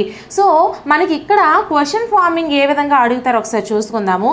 ఒక ఉత్తమ ఉపాధ్యాయుడు అనుసరించే క్రమము 1 నుంచి 11 వరకు అంటే ఈ మూర్తము నుండి అమూర్తం వైపుకి ఇలా వెళ్ళాలండి ఒక ఉత్తమ ఉపాధ్యాయుడు అనుసరించవలసినవి. ఫర్ ఎగ్జాంపుల్, ఒక పిల్లలకి చెప్పాలనుకోండి, వాడు ఫస్ట్ ఆ ఉపాధ్యాయుడు ప్రత్యక్ష ప్రయోగాత్మక అనుభవాల్ని చేయాలి, ఆ తర్వాత కల్పిత అనుభవాలు కల్పించాలి, నాటకీకరణము, తర్వాత ప్రదర్శనలు, ఇవన్నీ చేసుకుంటూ వెళ్తేనే వాడికి శాబ్దిక చిహ్నాలు అంటే కంటికి కనిపించకపోయినా సరే వాడు గుర్తించగలుగుతాడు. ఎప్పుడు ఆ స్టేజ్కి వాడు వెళ్ళినప్పుడు మాత్రమే. బట్ 1వ తరగతి పిల్లాడికి ఒరే ఒక పొట్లకాయ అంటే ఏమని తెలుస్తుంది, వాడికి అస్సలు తెలియదు. సో మీరు ఏం చేయాలి, చూపించాలి, చేత్తో పట్టుకొని చూపిస్తే వాటిని ఏమంటారు, ప్రత్యక్ష ప్రయోగాత్మక అనుభవాలు అంటారు. సో పొట్లకాయ పేరు ఒక బొమ్మ చూపించేసి ఇదేం పేర్రా అంటే పొట్లకాయ అంటే అక్కడ మనకి ఏట వస్తుంది, శాబ్దిక, ఈ మేద్ది శాబ్దిక చిహ్నాలు అనేది వస్తుంది. మెయిన్గా మనకి ఉపన్యాసం చేసేవన్నీ కూడా శాబ్దిక చిహ్నాలేనండి. శాబ్దిక చిహ్నాలలో మనకి ఉపన్యాసం చేసేవన్నీ కూడా మనకి శాబ్దిక చిహ్నాల రూపంలోకి వస్తాయి. నెక్స్ట్ కార్టూన్లు, వ్యంగ్య చిత్రాలు, చార్టులు, పోస్టర్లు, మ్యాప్లు, గ్రాఫులు, వార్తాపత్రికలు, పాంప్లెట్స్, ఇవన్నీ కూడా దృశ్య సాధనాలు. ఏంటేంటి? కార్టూన్లు, వ్యంగ్య చిత్రాలు, చార్టులు, పోస్టర్లు, మ్యాప్లు, గ్రాఫులు, వార్తాపత్రికలు, పాంప్లెట్స్, ఇవన్నీ కూడా మనకి దృశ్య సాధనాలు. సో మేడం గారు మీరు ఇలా చెప్తున్నారు కానీ మాకు అసలు అర్థం కావట్లేదండి, మాకు అసలు ఏం చేయాలి, ఇది అసలు ఎందుకు చెప్తున్నారు, ఎలా చెప్తున్నారు కూడా మాకు అర్థం కావట్లేదు. సో మనకి మీకు క్వశ్చన్ ఫార్మింగ్ ఎలా అడుగుతారు అనేది ఒకసారి చెప్తాను చూడండి. సో మనకి క్వశ్చన్ ఏ విధంగా అడగొచ్చు, ఉపన్యాస పద్ధతిలో ఒక ఉపాధ్యాయుడు బోధించేశాడు, అది ఈ ఎడ్గార్ డేల్ అనుభవాల శంకువులో ఏ దశలకు ఉంటుంది? 11వ దశ శాబ్దిక చిహ్నాలు అనేది ఆన్సర్ చేయాలి. సో మీకు ఆప్షన్స్లో వేస్తారు. అలాగే లేదంటే మ్యూజియంకు ఒక ఉపాధ్యాయుడు విద్యార్థులందరినీ తీసుకుని వెళ్ళాడు, ఇవి ఈ ఎడ్గార్ డేల్ శంకువులోని ఎన్నవ నంబర్లోకి వస్తుంది, ఈ ఎడ్గార్ డేల్ శంకువులో ఏ స్థానంలోకి వస్తుంది? 6వ స్థానము. మ్యూజియంలన్నీ కూడా మనకి 6వ స్థానంలో ఉంటాయి. ఎప్పుడైనా ఎడ్గార్ డేల్ అనుభవాల శంకువు మూర్తం నుంచి అమూర్తం వైపుకి వెళ్తుందండి, క్రింది నుంచి మీదకి 1, 2, 3 ఇవి చూసారా, 1, 2, 3, 4, 5, 6 ఇలా వేసాను కదా, 11. అదే 10 మాత్రమే ఎడ్గార్ డేల్ శంకువులో ఉన్నాయి అనుకుంటే కదిలే చలనచిత్రాలు, అలాగే పర్యటనలు, అలాగే టెలివిజన్, ఈ 2 కలిపి 1గా చేస్తారు. అంటే 7, 8 కలిపి ఒక 7గా చేస్తే అప్పుడు మనకి 10 మాత్రమే బాక్సెస్ వస్తాయి. సో 10 మాత్రమే అక్కడ ఎడ్గార్ డేల్ అనుభవాల శంకువులో ఉంటాయి, 10 అనుభవాలు మాత్రమే. బట్ ఇక్కడ 11 అనుభవాలు. ఏవేవి కలిపితే 10 వస్తాయి? కదిలే పర్యటనలు, చలనచిత్రాలు లేదా టెలివిజన్, ఈ రెండింటినీ కలిపితే మనకి 10 రావడం అయితే జరుగుతుంది. సో మీకు క్వశ్చన్ ఫార్మింగ్ ఏ విధంగా వస్తుందని చెప్పాను ఆల్రెడీ. నెక్స్ట్ విందాం నేర్చుకుందాం అనే కార్యక్రమం మనం ఎక్కడండి చూస్తాము? రేడియో, రికార్డులు, వీటిలో కదా చూస్తాము. సో విందాం నేర్చుకుందాం అనే కార్యక్రమం ద్వారా ఒక ఉపాధ్యాయుడు ఒక పిల్లవాడికి బోధిస్తున్నాడు. సో ఇది ఎడ్గార్ డేల్ అనుభవాల శంకువులో ఏ దశలో ఉంటుంది అనేసి మనకు కొన్ని ఆప్షన్స్ ఇస్తాడు. అప్పుడు మీరు ఆన్సర్ ఏం చేయాలి? రేడియో, రికార్డులు లేదా కదలని సాధనాలు. అది ఇవ్వకుండా మీకు నెంబర్ అడిగాడు అనుకోండి, 9 అని పెట్టండి. లేదు అక్కడ 9 లేకపోతే 8 అని పెడతారు, ఎందుకంటే ఈ 2 కలిపి ఇచ్చాడు అని అర్థము. నెక్స్ట్ ఫిల్ములు, ఫిల్మ్ స్ట్రిప్లు, స్లైడ్స్, ప్రొజెక్టరు, ఇవన్నీ కూడా మనకి కదిలే పర్యటనలు, చలనచిత్రాల్లోకి వస్తాయి. టెలిస్కూల్ కార్యక్రమం అనేది టెలివిజన్ కిందకి వస్తుంది. మ్యూజియం అనేది ప్రదర్శితాలు లేదా ఎగ్జిబిట్లోకి వస్తుంది. పంట పొలాలకు లేదా క్షేత్రాలకు తీసుకుని వెళ్ళి అనుభవం ద్వారా పిల్లలకు నేర్పిస్తే క్షేత్ర పర్యటనలో అవుతుంది. సైన్స్ ఫేర్లు, జూలు ఇవన్నీ కూడా మనకి మాదిరి పాఠాలు లేదా ప్రదర్శనల క్రిందకి వస్తాయి. ఉపాధ్యాయుడు మాటల రచయితగా ఉంటే నాటకీకరణం అవుతుంది. త్రిమితీయ ఉపకరణాలు, నమూనా, స్పెసిమన్లు, డయోరమా, రిలీఫ్లు ఇవన్నీ కూడా మనకి కల్పిత అనుభవాల క్రిందకి వస్తాయి. వానపామును ప్రత్యక్షంగా చూపిస్తే దాన్ని ప్రత్యక్ష లేదా ప్రయోగాత్మక అనుభవాలు అంటారండి. అదే వానపామును ఏదో ఒక పటంలో చూపించేసి ఒరే దీని పేరేంట్రా అని అడిగితే అది మనకి ఇక్కడ ఫస్ట్ది శాబ్దిక చిహ్నాలు, ఈ మీదది ఈ శాబ్దిక చిహ్నాల్లోకి వస్తుంది. సో డిఫరెన్స్ అనేది మీరు చూసుకోండి మూర్తానికి అమూర్తానికి. నెక్స్ట్ దీని నుంచి మనకి వచ్చేటువంటి ముఖ్యమైన ఇంపార్టెంట్ ఏంటి అంటే ఇక్కడ అనుభవాల విస్తృతి అనేది కింద నుంచి పైకి వెళ్ళేటప్పటికి ఇలాగా కింద నుంచి పైకి వెళ్ళేటప్పుడు అనుభవాల విస్తృతి తగ్గుతుంది. అనుభవాల విస్తృతి తగ్గుతుంది అంటే అనుభవాలు అనేవి ఇక్కడ మనకి ఏంటి కనిపించినవి, ఆ తర్వాత కొంచెం కనిపించినవి, ఆ తర్వాత కొంచెం ప్రదర్శింపజేసేవి, ఇలా మనకి తగ్గుతూ వెళ్తుంది కదా. సో అనుభవాల విస్తృతి అనేది తగ్గిపోతుంది. ఆ తర్వాత అమూర్తము పెరిగే దశ. అమూర్తం పెరిగే దశ ఏదండి? మూర్తం నుంచి మీదకి అమూర్తం వైపుకి వెళ్తే అమూర్తమే పెరుగుతుంది కదా. సో దీన్ని మనము అమూర్తం పెరిగే దశ అంటాము. అలాగే దీన్ని మనము మూర్తము తగ్గే దశ అని అంటాము. ఇది మీకు క్లియర్ అయింది. నెక్స్ట్ మూర్తము పెరిగే దశ అంటే మీద నుంచి క్రిందికి వస్తే మూర్తము పెరిగే దశ. అలాగే నెక్స్ట్ చార్టుపై మీకు ఇక్కడ ఇంపార్టెంట్ ఏంటంటే ఒకటి చిత్రానికి మళ్ళీ పటానికి డిఫరెన్స్ ఉందండి. చిత్రం అంటే ఏంటి, పటము అంటే ఏంటి? చార్టుపై గీసిన చిత్రము పటం అండి. ఓకేనా? చార్టుపై ఏదైతే ఒక బొమ్మను గీస్తామో దాన్ని మనము పటము అంటారు. అలాగే ఆ పటం మీద ఉబ్బెత్తుగా ఫర్ ఎగ్జాంపుల్ ప్లాస్టర్ ఆఫ్ పారిస్తో కానీ ఒక గమ్తో కానీ ఉబ్బెత్తుగా చేతికి ఇలా మనం చేతిని తగిలిస్తే అది ఉబ్బెత్తుగా కనిపించింది అనుకోండి, దాన్ని మనము చిత్రము అని అంటాము. చార్టు మీద గీసింది పటం అవుతుంది, ఉబ్బెత్తుగా ఉంటే అది చిత్రం అవుతుంది. ఇది కూడా మీరు జాగ్రత్తగా గుర్తుపెట్టుకోండి. ఇవన్నీ కూడా పాయింట్స్ అండి. నేను చెప్పినవన్నీ కూడా మీకు పాయింట్స్. ఈ విధంగా మీకు క్వశ్చన్స్ అయితే అడిగే అవకాశం ఉన్నాయి. నెక్స్ట్ వానపాము పటాన్ని చూపించి ఇదేంట్రా అని అడిగితే అప్పుడు మనకి శాబ్దిక చిహ్నాలు వస్తాయండి. అదే వానపాముని ప్రత్యక్షంగా చేత్తో పట్టుకొని చూపిస్తే అది మనకి ప్రత్యక్ష లేదా ప్రయోగాత్మక అనుభవాలు 1వ క్రిందికి వస్తుంది. ఎడ్గార్ అడేల్ శంకువులు అని 1వ భాగంలోనికి వస్తుంది. ఓకేనా? ఇక్కడ మీకు మొత్తం క్లియర్గా ఎక్స్ప్లెయిన్ చేశాను. సో ఇప్పుడు మీకు క్వశ్చన్స్ అడిగితే ఎలా వస్తాయి అనే దాని గురించి మీకు క్లియర్గా అర్థమవుతుంది. ఒక క్వశ్చన్స్ అయితే మనం చూసుకుందాము. సో మనము కొన్ని క్వశ్చన్స్ అయితే చూసుకుందామండి. ఆ క్వశ్చన్స్ ఏ విధంగా అడుగుతారనేది. ఫర్ ఎగ్జాంపుల్ ఒక క్వశ్చన్ మనం చూసుకుంటే శంకువులోని టీవీల స్థానము ఏంటి? ఏ మ్యూజియంల ముందు, బి ఫిల్ముల ముందు, సి చార్టుల ముందు, డి సైన్స్ ఫేర్ ముందు. టీవీల స్థానం, టీవీ అంటే ఏంటండి? టెలివిజన్ కదా. ఈ టెలివిజన్ ఎక్కడుంది? సో చూసారా ఈ టీవీల స్థానం ఎక్కడుంది? మనకు ఆప్షన్స్ ఏమి ఇచ్చాడు? మ్యూజియంలకు ముందుందా, ఫిల్ములకు ముందుందా, చార్టులకు ముందుందా, సైన్స్ ఫేర్లకు ముందుందా? సో మనకి ఎక్కడుంది? ఫిల్ములకు ముందుగా ఉంది. చలనచిత్రాలు ఫిల్ములు కదా. So film. సో మనకి క్వశ్చన్స్ ఇంకా ఏ విధంగా అడగొచ్చు? వానపాము యొక్క చిత్రాన్ని పరిశీలిస్తే అది ఏమవుతుంది? ఎడ్గార్ అడేల్ అనుభవాల శంకువులో ఎన్నో నెంబర్ క్రింద వస్తుంది లేదా దేని క్రిందకి వస్తుంది అంటే మనం ఏం చెప్పాలి? శాబ్దిక చిహ్నాలు లేదా 11వది వస్తుందండి. సో ఇక్కడ మీకు చూపిస్తాను చూడండి. శాబ్దిక చిహ్నాలు లేదా 11వది క్రిందికి వస్తుంది. ఇక్కడ ఇది వస్తుందండి. అలాగే మనకి ఇంకేం అడుగుతారు? అదే వానపాముని పట్టుకొని చూపిస్తే ప్రత్యక్ష లేదా ప్రయోగాత్మక అనుభవాలు. సో మనం ఇంకా ఎలా క్వశ్చన్స్ అడుకోవచ్చు? శంకువులో విందాం నేర్చుకుందాం కార్యక్రమం మూల భాగం నుండి ఎన్నవది? Option A 3, option B 9, option C 8, option D 7. So answer చెప్పండి. ఆప్షన్ బి అవుతుందండి. 9వది అవుతుంది కదా. సో ఇక్కడ మీకు చెప్పాను ఆల్రెడీ. విందాం నేర్చుకుందాం అనేది మనకి ఏమవుతుంది? విందాం నేర్చుకుందాం అనేది ఈ రేడియో రికార్డులు అంటే 9వది, ఈ 9వది అని ఆన్సర్ చెప్తారు. మూల భాగం అంటే ఈ క్రింది భాగం అండి, ఓకేనా. అగ్రభాగము అంటే మీద భాగము, మూల భాగము అంటే ఈ క్రింది భాగం. ఈ విధంగా అయితే మనకి దీని నుంచి క్వశ్చన్స్ అడిగే అవకాశం అయితే ఉంది. సో మీ అందరికీ కూడా క్లియర్గా అర్థమైంది అనుకుంటున్నాను. ఇంకా మీకు ఏదైనా అర్థం కాకపోతే నాకు కామెంట్ సెక్షన్లో కామెంట్ చేయండి. ఇదైతే మాత్రం చాలా ఇంపార్టెంట్. మీరు నోట్స్ అయితే ప్రిపేర్ చేసుకోండి. నేను చెప్పిన ప్రతి పాయింట్ని మీరు నోట్స్గా ప్రిపేర్ చేసుకుంటే మాత్రం మీకు క్లియర్గా అర్థమవుతుంది. ఫస్ట్ ఆఫ్ ఆల్ గ్రంథి వ్యవస్థ అంటే ఏంటి? ఈ గ్రంథి వ్యవస్థ మానవ శరీరంలోని వివిధ అవయవాల మధ్య సమన్వయం ఏర్పరిచే వాటిలో హార్మోన్లు అనే రసాయన పదార్థాలు ముఖ్య పాత్రను వహిస్తాయండి. సో నేను యాక్చువల్లీ ఇది నోట్స్ ప్రిపేర్ చేసేంత టైం మరి నాకు లేదండి. సో అందుకే నేను మీకు ఇలా ఎక్స్ప్లెనేషన్ చేస్తున్నాను. సో ఎవరు ఫీల్ అవ్వకండి. సో మూర్తిమత్వాన్ని కూడా ఇది మనకి ప్రభావితం చేస్తుంది. మూర్తిమత్వాన్ని గ్రంథి వ్యవస్థ అనేది ప్రభావితం చేయడం ఉంటుంది. సో రసాయన పదార్థాలను స్రవించే కణజాలాన్ని గ్రంథులు అంటారు.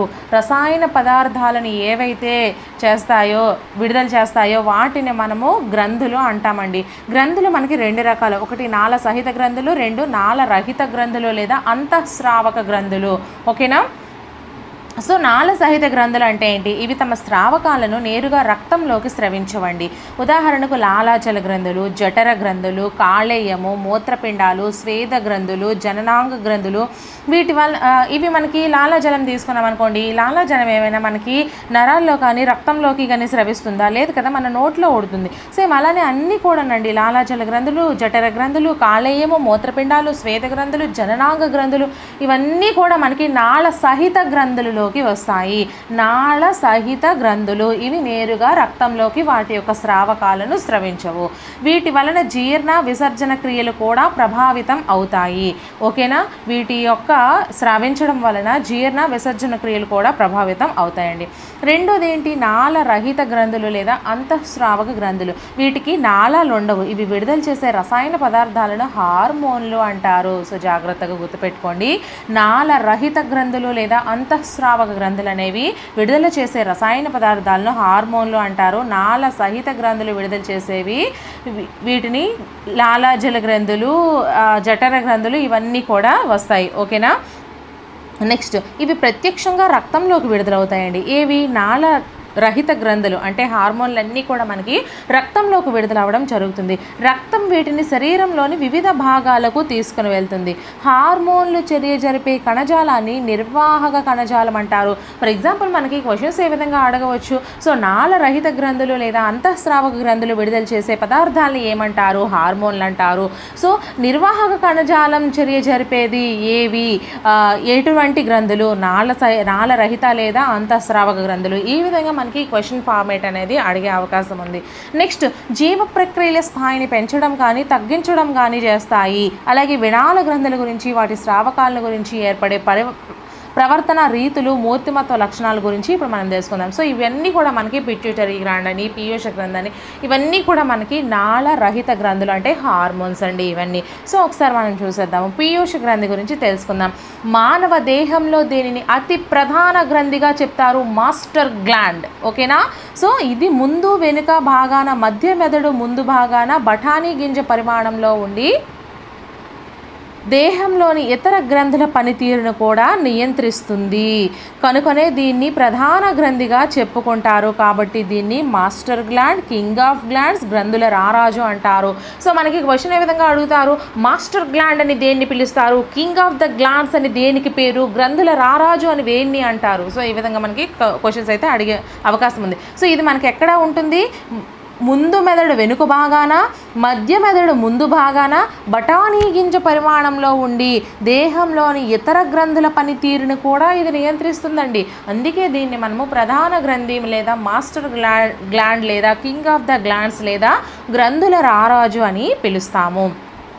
ఈ గ్రంథి మామూలుగా స్రవిస్తే చురుకుగాను, చతురతతోనూ, సాత్విక స్వభావుడిగాను, మానసిక స్థిరత్వం కలవాడిగాను ఉంటారు. అంటే నాలా అంటే రత్న మేడంలా. సో నేను చాలా చురుగ్గా ఉంటా కదా అన్ని విషయాల్లో. సో ఈ గ్రంథి మామూలుగా స్రవిస్తే చురుకుగా ఉంటాడు, అలాగే చతురతతో ఉంటాడు, సాత్విక స్వభావుడిగా ఉంటారు, మానసిక స్థిరత్వం కలవాడిగా ఉంటారు. అదే తక్కువగా పనిచేస్తే మందబుద్ధితోనూ నిరాశతోనూ ఉంటారు. అంటే మీలా అంటే మాకు మార్క్స్ వస్తాయో రావో, అయ్యో మేము చదవలేదు, జస్ట్ జోక్ అండి. ఎవరు ఫీల్ అవ్వకండి, జస్ట్ మీకు ఒక అవగాహన రావడం కోసం ఇటువంటి చిన్న చిన్న జోక్స్ అయితే నేను వేస్తూ ఉంటాను నా క్లాసెస్లో. సో మందబుద్ధితోనూ నిరాశతోనూ ఉంటారనమాట. ఎందుకుంటారు? మానసిక తక్కువగా విడుదలైతే, ఈ హార్మోన్ తగిన పరిమాణంలో విడుదలైతే వాళ్ళు బాగానే ఉంటారు, బట్ తక్కువ పరిమాణంలో విడుదలైతే మందబుద్ధితోనూ నిరాశతోనూ ఉంటారు. ఇది ఎందుకు ఇలా చెప్తున్నానంటే ఇలా కూడా క్వశ్చన్స్ అడిగే అవకాశం ఉందండి. మందబుద్ధితోనూ నిరాశతోనూ ఉంటారు కొంతమంది. సో వాళ్ళకి ఏ గ్రంథి అనేది, ఏ హార్మోన్ తక్కువగా విడుదలైతే అని అడుగుతారు. సో క్వశ్చన్ అప్పుడు ఆన్సర్ ఏం పెట్టాలి మీరు? మాస్టర్ గ్లాండ్ లేదా పీయూష గ్రంథి అని మీరు పెట్టుకోవాలి. ఓకేనా? సో నెక్స్ట్ మనం చూసుకుంటే ఈ మాస్టర్ గ్రంథిలోనే ఇది విడుదల చేసే 9 రకాల హార్మోనుల్లో గ్రోత్ హార్మోన్ అనేది మన ఎదుగుదలకు తోడ్పడుతుంది. ఎదుగుదలకు తోడ్పడే hormone growth hormone. Growth hormone ఎక్కువైతే జైగాంటిజం, తక్కువైతే డార్ఫిజం కలుగుతుంది. జైగాంటిజం అంటే పొడుగ్గా ఉంటారు కదండి, జైగాంట్స్ అంటారు. సో నేను ఇంటర్మీడియట్ చదివేటప్పుడు ఒకసారి అనేది చాలా హైట్గా ఉండేవాళ్ళు. సో అతన్ని జైగాంట్ సార్ అనేసి అనేవాళ్ళు అనమాట. అంటే సరదాగా పిల్లలు పెట్టుకునే పేర్లండి అవి. కానీ అతను క్లాస్ చెప్తే మాత్రం ఎక్సలెంట్గా చెప్పేవాళ్ళండి. కెమిస్ట్రీ చెప్పేవాళ్ళు, సూపర్గా చెప్పేవాళ్ళు నాలానే. సో నెక్స్ట్ తక్కువైతే డ్వార్పిజం అంటే కొంచెం పొట్టిగా ఉన్నవాళ్ళు. నెక్స్ట్ జైగాంటిజం అంటే అతి దీర్ఘకాయత్వం మరియు డార్పిజం అంటే మరగుజ్జుతనం. చెప్పాను కదా ఇప్పుడే. సో నెక్స్ట్ లైన్లోనే నేను చెప్పిందే ఉంది. అతి దీర్ఘకాయత్వాన్ని జైగాంటిజం అంటారు, డార్ఫిజంనే మరగుజ్జుతనం అని అంటారు. ఈ గ్రంథి ప్రధానంగా వ్యక్తి యొక్క కండరాలు, లైంగిక అవయవాలపై ప్రభావం చూపిస్తుందండి. ఈ గ్రంథి సో ఇవన్నీ కూడా మనకి పీయూష గ్రంథి యొక్క లక్షణాలండి. నెక్స్ట్ థైరాయిడ్ గ్రంథి లేదా అవటు గ్రంథి. ఈ గ్రంథి గొంతులో వాయునాళానికి ముందు భాగాన ఉంటుంది. ఇది విడుదల చేసే హార్మోన్ థైరాక్సిన్. థైరాయిడ్ గ్రంథి విడుదల చేసే హార్మోన్ థైరాక్సిన్. థైరాక్సిన్ విడుదలకు అయోడిన్ అనే ఖనిజ లవణం అనేది అవసరం. అయోడిన్ లోపిస్తే సామాన్య గాయిటర్ అనే పరిస్థితి ఏర్పడుతుందండి. సో థైరాయిడ్ గ్రంథి విడుదల చేసే హార్మోన్ థైరాక్సిన్. థైరాక్సిన్ విడుదలకు అయోడిన్ అనే ఖనిజ లవణం అవసరము. అయోడిన్ లోపిస్తే సామాన్య గాయిటర్ అనే పరిస్థితి కూడా ఏర్పడుతుంది. నెక్స్ట్ థైరాక్సిన్ లోపించిన పిల్లల్లో తన్యత ఏర్పడుతుందండి. తన్యత అనేది ఏర్పడుతుంది. అలాగే సోమరితనం, మందకుడిగా కూడా పనిచేస్తారు. మందకుడిగా సోమరితనం ఎందుకు పనిచేస్తారు? ఏ గ్రంథి, ఏ హార్మోన్ విడుదలవ్వడం తక్కువైతే అని. సో థైరాయిడ్ లేదా అవటు గ్రంథి అని మీరు చూసుకోండి. అలాగే థైరాక్సిన్ కౌమార దశలో తక్కువైతే క్రెటినిజం, వయోజన దశలో తక్కువైతే మిక్సోడిమా పరిస్థితి అనేది ఏర్పడుతుందండి. సో క్రెటినిజం అంటే ఏంటి? మిక్సోడిమా అంటే ఏంటి? క్రెటినిజం అంటే మందబుద్ధిత్వం, విలంబిత మానసిక వికాసము, అస్థిపంజర పెరుగుదలలో లోపము, జననేంద్రియ వికాసం ఆలస్యం అవడం, వీటిని మనము క్రెటినిజం అని అంటారు. అదే మిక్సోడిమా అంటే నిద్రలేమి, మందకుడి ప్రవర్తన, మందబుద్ధితో ప్రవర్తించడం, లైంగిక ఆసక్తి లేకపోవడం.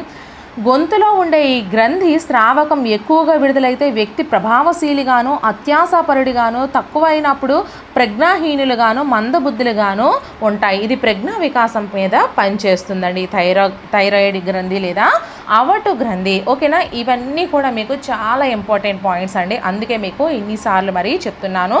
సో థైరాయిడ్ గ్రంథి విడుదల చేసే హార్మోన్ థైరాక్సిన్. ఇది అయోడిన్ అనే ఖనిజలవణం దీనికి అవసరము. ఇది విడుదల కావడానికి అయోడిన్ లోపిస్తే సామాన్య గైటర్ అనే పరిస్థితి ఏర్పడుతుంది. థైరాక్సిన్ లోపించిన పిల్లల్లో తన్యత ఏర్పడుతుంది. వీళ్ళు సోమరితనము, మందకులుగా పనిచేస్తారు.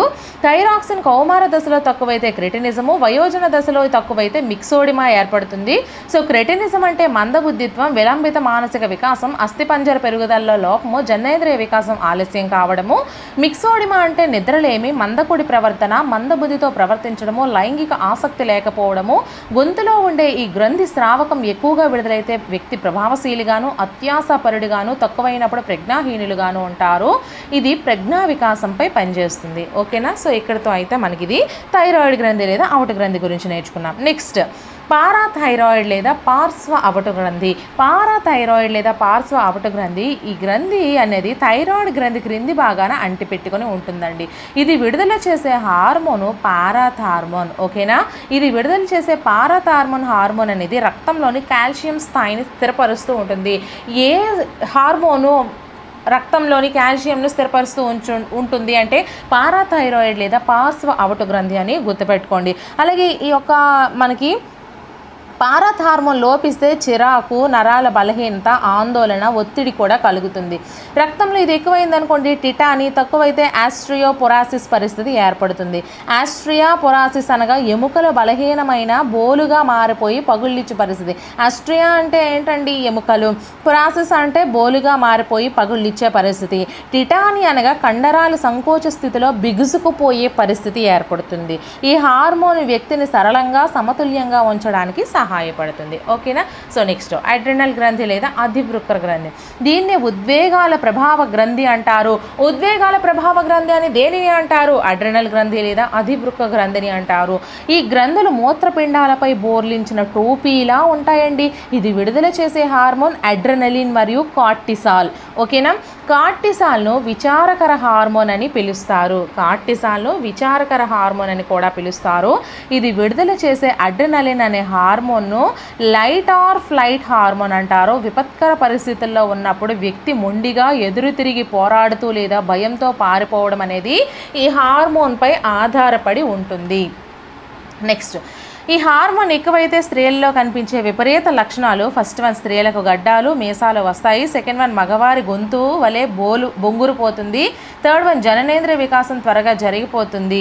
అలాగే ఇది ఎక్కువగా స్రవిస్తే గుండె కొట్టుకునే వేగం అనేది ఎక్కువైపోతుందండి. ఓకేనా? రక్తపోటు కూడా హెచ్చవుతుంది. పని చేయకపోతే సోమరతనానికి దారితీస్తుంది. ఇది ఉద్వేగ వికాసంపై పనిచేస్తుంది. ఏది? ఉద్వేగ వికాసంపై పనిచేసే హార్మోన్ అడ్రినలిన్ గ్రంథి లేదా అధివృక్క గ్రంథి. ఈ హార్మోన్ యొక్క ఉద్వేగాలపై సూటిగా ప్రభావం అనేది చూపిస్తుంది. ఇది విడుదల చేసే హార్మోన్ అడ్రినలిన్ మరియు కార్టిసాల్. ఓకేనా? కార్టిసాల్ను విచారకర హార్మోన్ అని అంటారు. ఇవి మనకి ముఖ్యమైన పాయింట్స్ అండి. నెక్స్ట్ మనం చూసుకుంటే బీజ గ్రంథులు. మగ బీజ గ్రంథిని ముష్కము అంటారండి. మగ బీజ గ్రంథిని ముష్కం అంటారు. ముష్కము విడుదల చేసే హార్మోన్లు టెస్టోస్టిరాన్ మరియు ఆండ్రోజన్. టెస్టోస్టిరాన్ మరియు ఆండ్రోజన్. ఇది పురుష ప్రత్యుత్పత్తి వ్యవస్థలో మగవారి ద్వితీయ లైంగిక లక్షణాల అభివృద్ధిలో పురుష దేహదారుఢ్య ప్రధాన పాత్రను పోషిస్తాయి. ఓకేనా? ఇవి ఎక్కువైతే లైంగిక దౌర్జన్య ప్రవర్తన కూడా ఏర్పడుతుంది. తక్కువైతే మగ లక్షణాలు అనేవి అభివృద్ధి చెందవండి. లైంగిక దౌర్జన్య ప్రవర్తన అంటే చూడండి, చిన్నపిల్లలకు కూడా ఇప్పుడు పేపర్లో చూస్తున్నాం, వాళ్ళు లైంగికంగా చాలా వేధింపులు చేస్తున్నారు. సో అటువంటి చెత్త వాళ్ళందరూ కూడా ఏర్పడతారు. అదే తక్కువైతే ఈ లక్షణాలు అనేవి సరిగా అభివృద్ధి చెందవు. సో ఏం లోపిస్తే? టెస్టోస్టిరాన్ మరియు ఆండ్రోజన్ అనేది. వీటి పనితీరులో కొద్ది తేడా అనేది ఆదుర్దాకు, బలహీనతకు కొంచెం దారితీస్తుంది. సో ఇక్కడికి ఇది మగ బీజ గ్రంథి. నెక్స్ట్ ఆడబీజ గ్రంథిని స్త్రీ బీజ కోశం అంటారండి. ఇది విడుదల చేసే హార్మోన్లు ఈస్ట్రోజన్ మరియు ప్రొజెస్టిరాన్. ఈస్ట్రోజన్ మరియు ప్రొజెస్టిరాన్. ఓకేనా? ఇవి స్త్రీ ప్రత్యుత్పత్తి వ్యవస్థలో స్త్రీ ద్వితీయ లైంగిక లక్షణాల అభివృద్ధిలో ప్రధాన పాత్రను పోషిస్తాయండి. ఇవి లోపిస్తే స్త్రీలలో వంధ్యత్యం అంటే సంతాన రాహిత్యం, పిల్లలు పుట్టకపోవడం అనేది ఏర్పడుతుంది. ఓకేనా? ఇక్కడికి మీది ఇది క్లియర్ అయింది. నెక్స్ట్ క్లోమ గ్రంథి అండి. క్లోమ గ్రంథిని నాళ వినాళ గ్రంథి లేదా మిశ్రమ గ్రంథి అని కూడా అంటారు. దీనిలో నాళ సహిత భాగం నుండి క్లోమరసం ఉత్పత్తి అవుతుంది. దీనిలో నాళ రహిత భాగమును లాంగర్హాన్స్ పుటికలు అంటారు. ఇది ఇన్సులిన్ అనే హార్మోన్ను ఉత్పత్తి చేస్తుంది. ఇన్సులిన్ లోపిస్తే మధుమేహం లేదా డయాబెటిస్ అనేది వస్తుంది. దీనినే నాళ వినాళ గ్రంథి లేదా మిశ్రమ గ్రంథి అని అంటారు. దీనిలో నాళ సహిత భాగం నుండి క్లోమరసం ఉత్పత్తి అవుతుంది.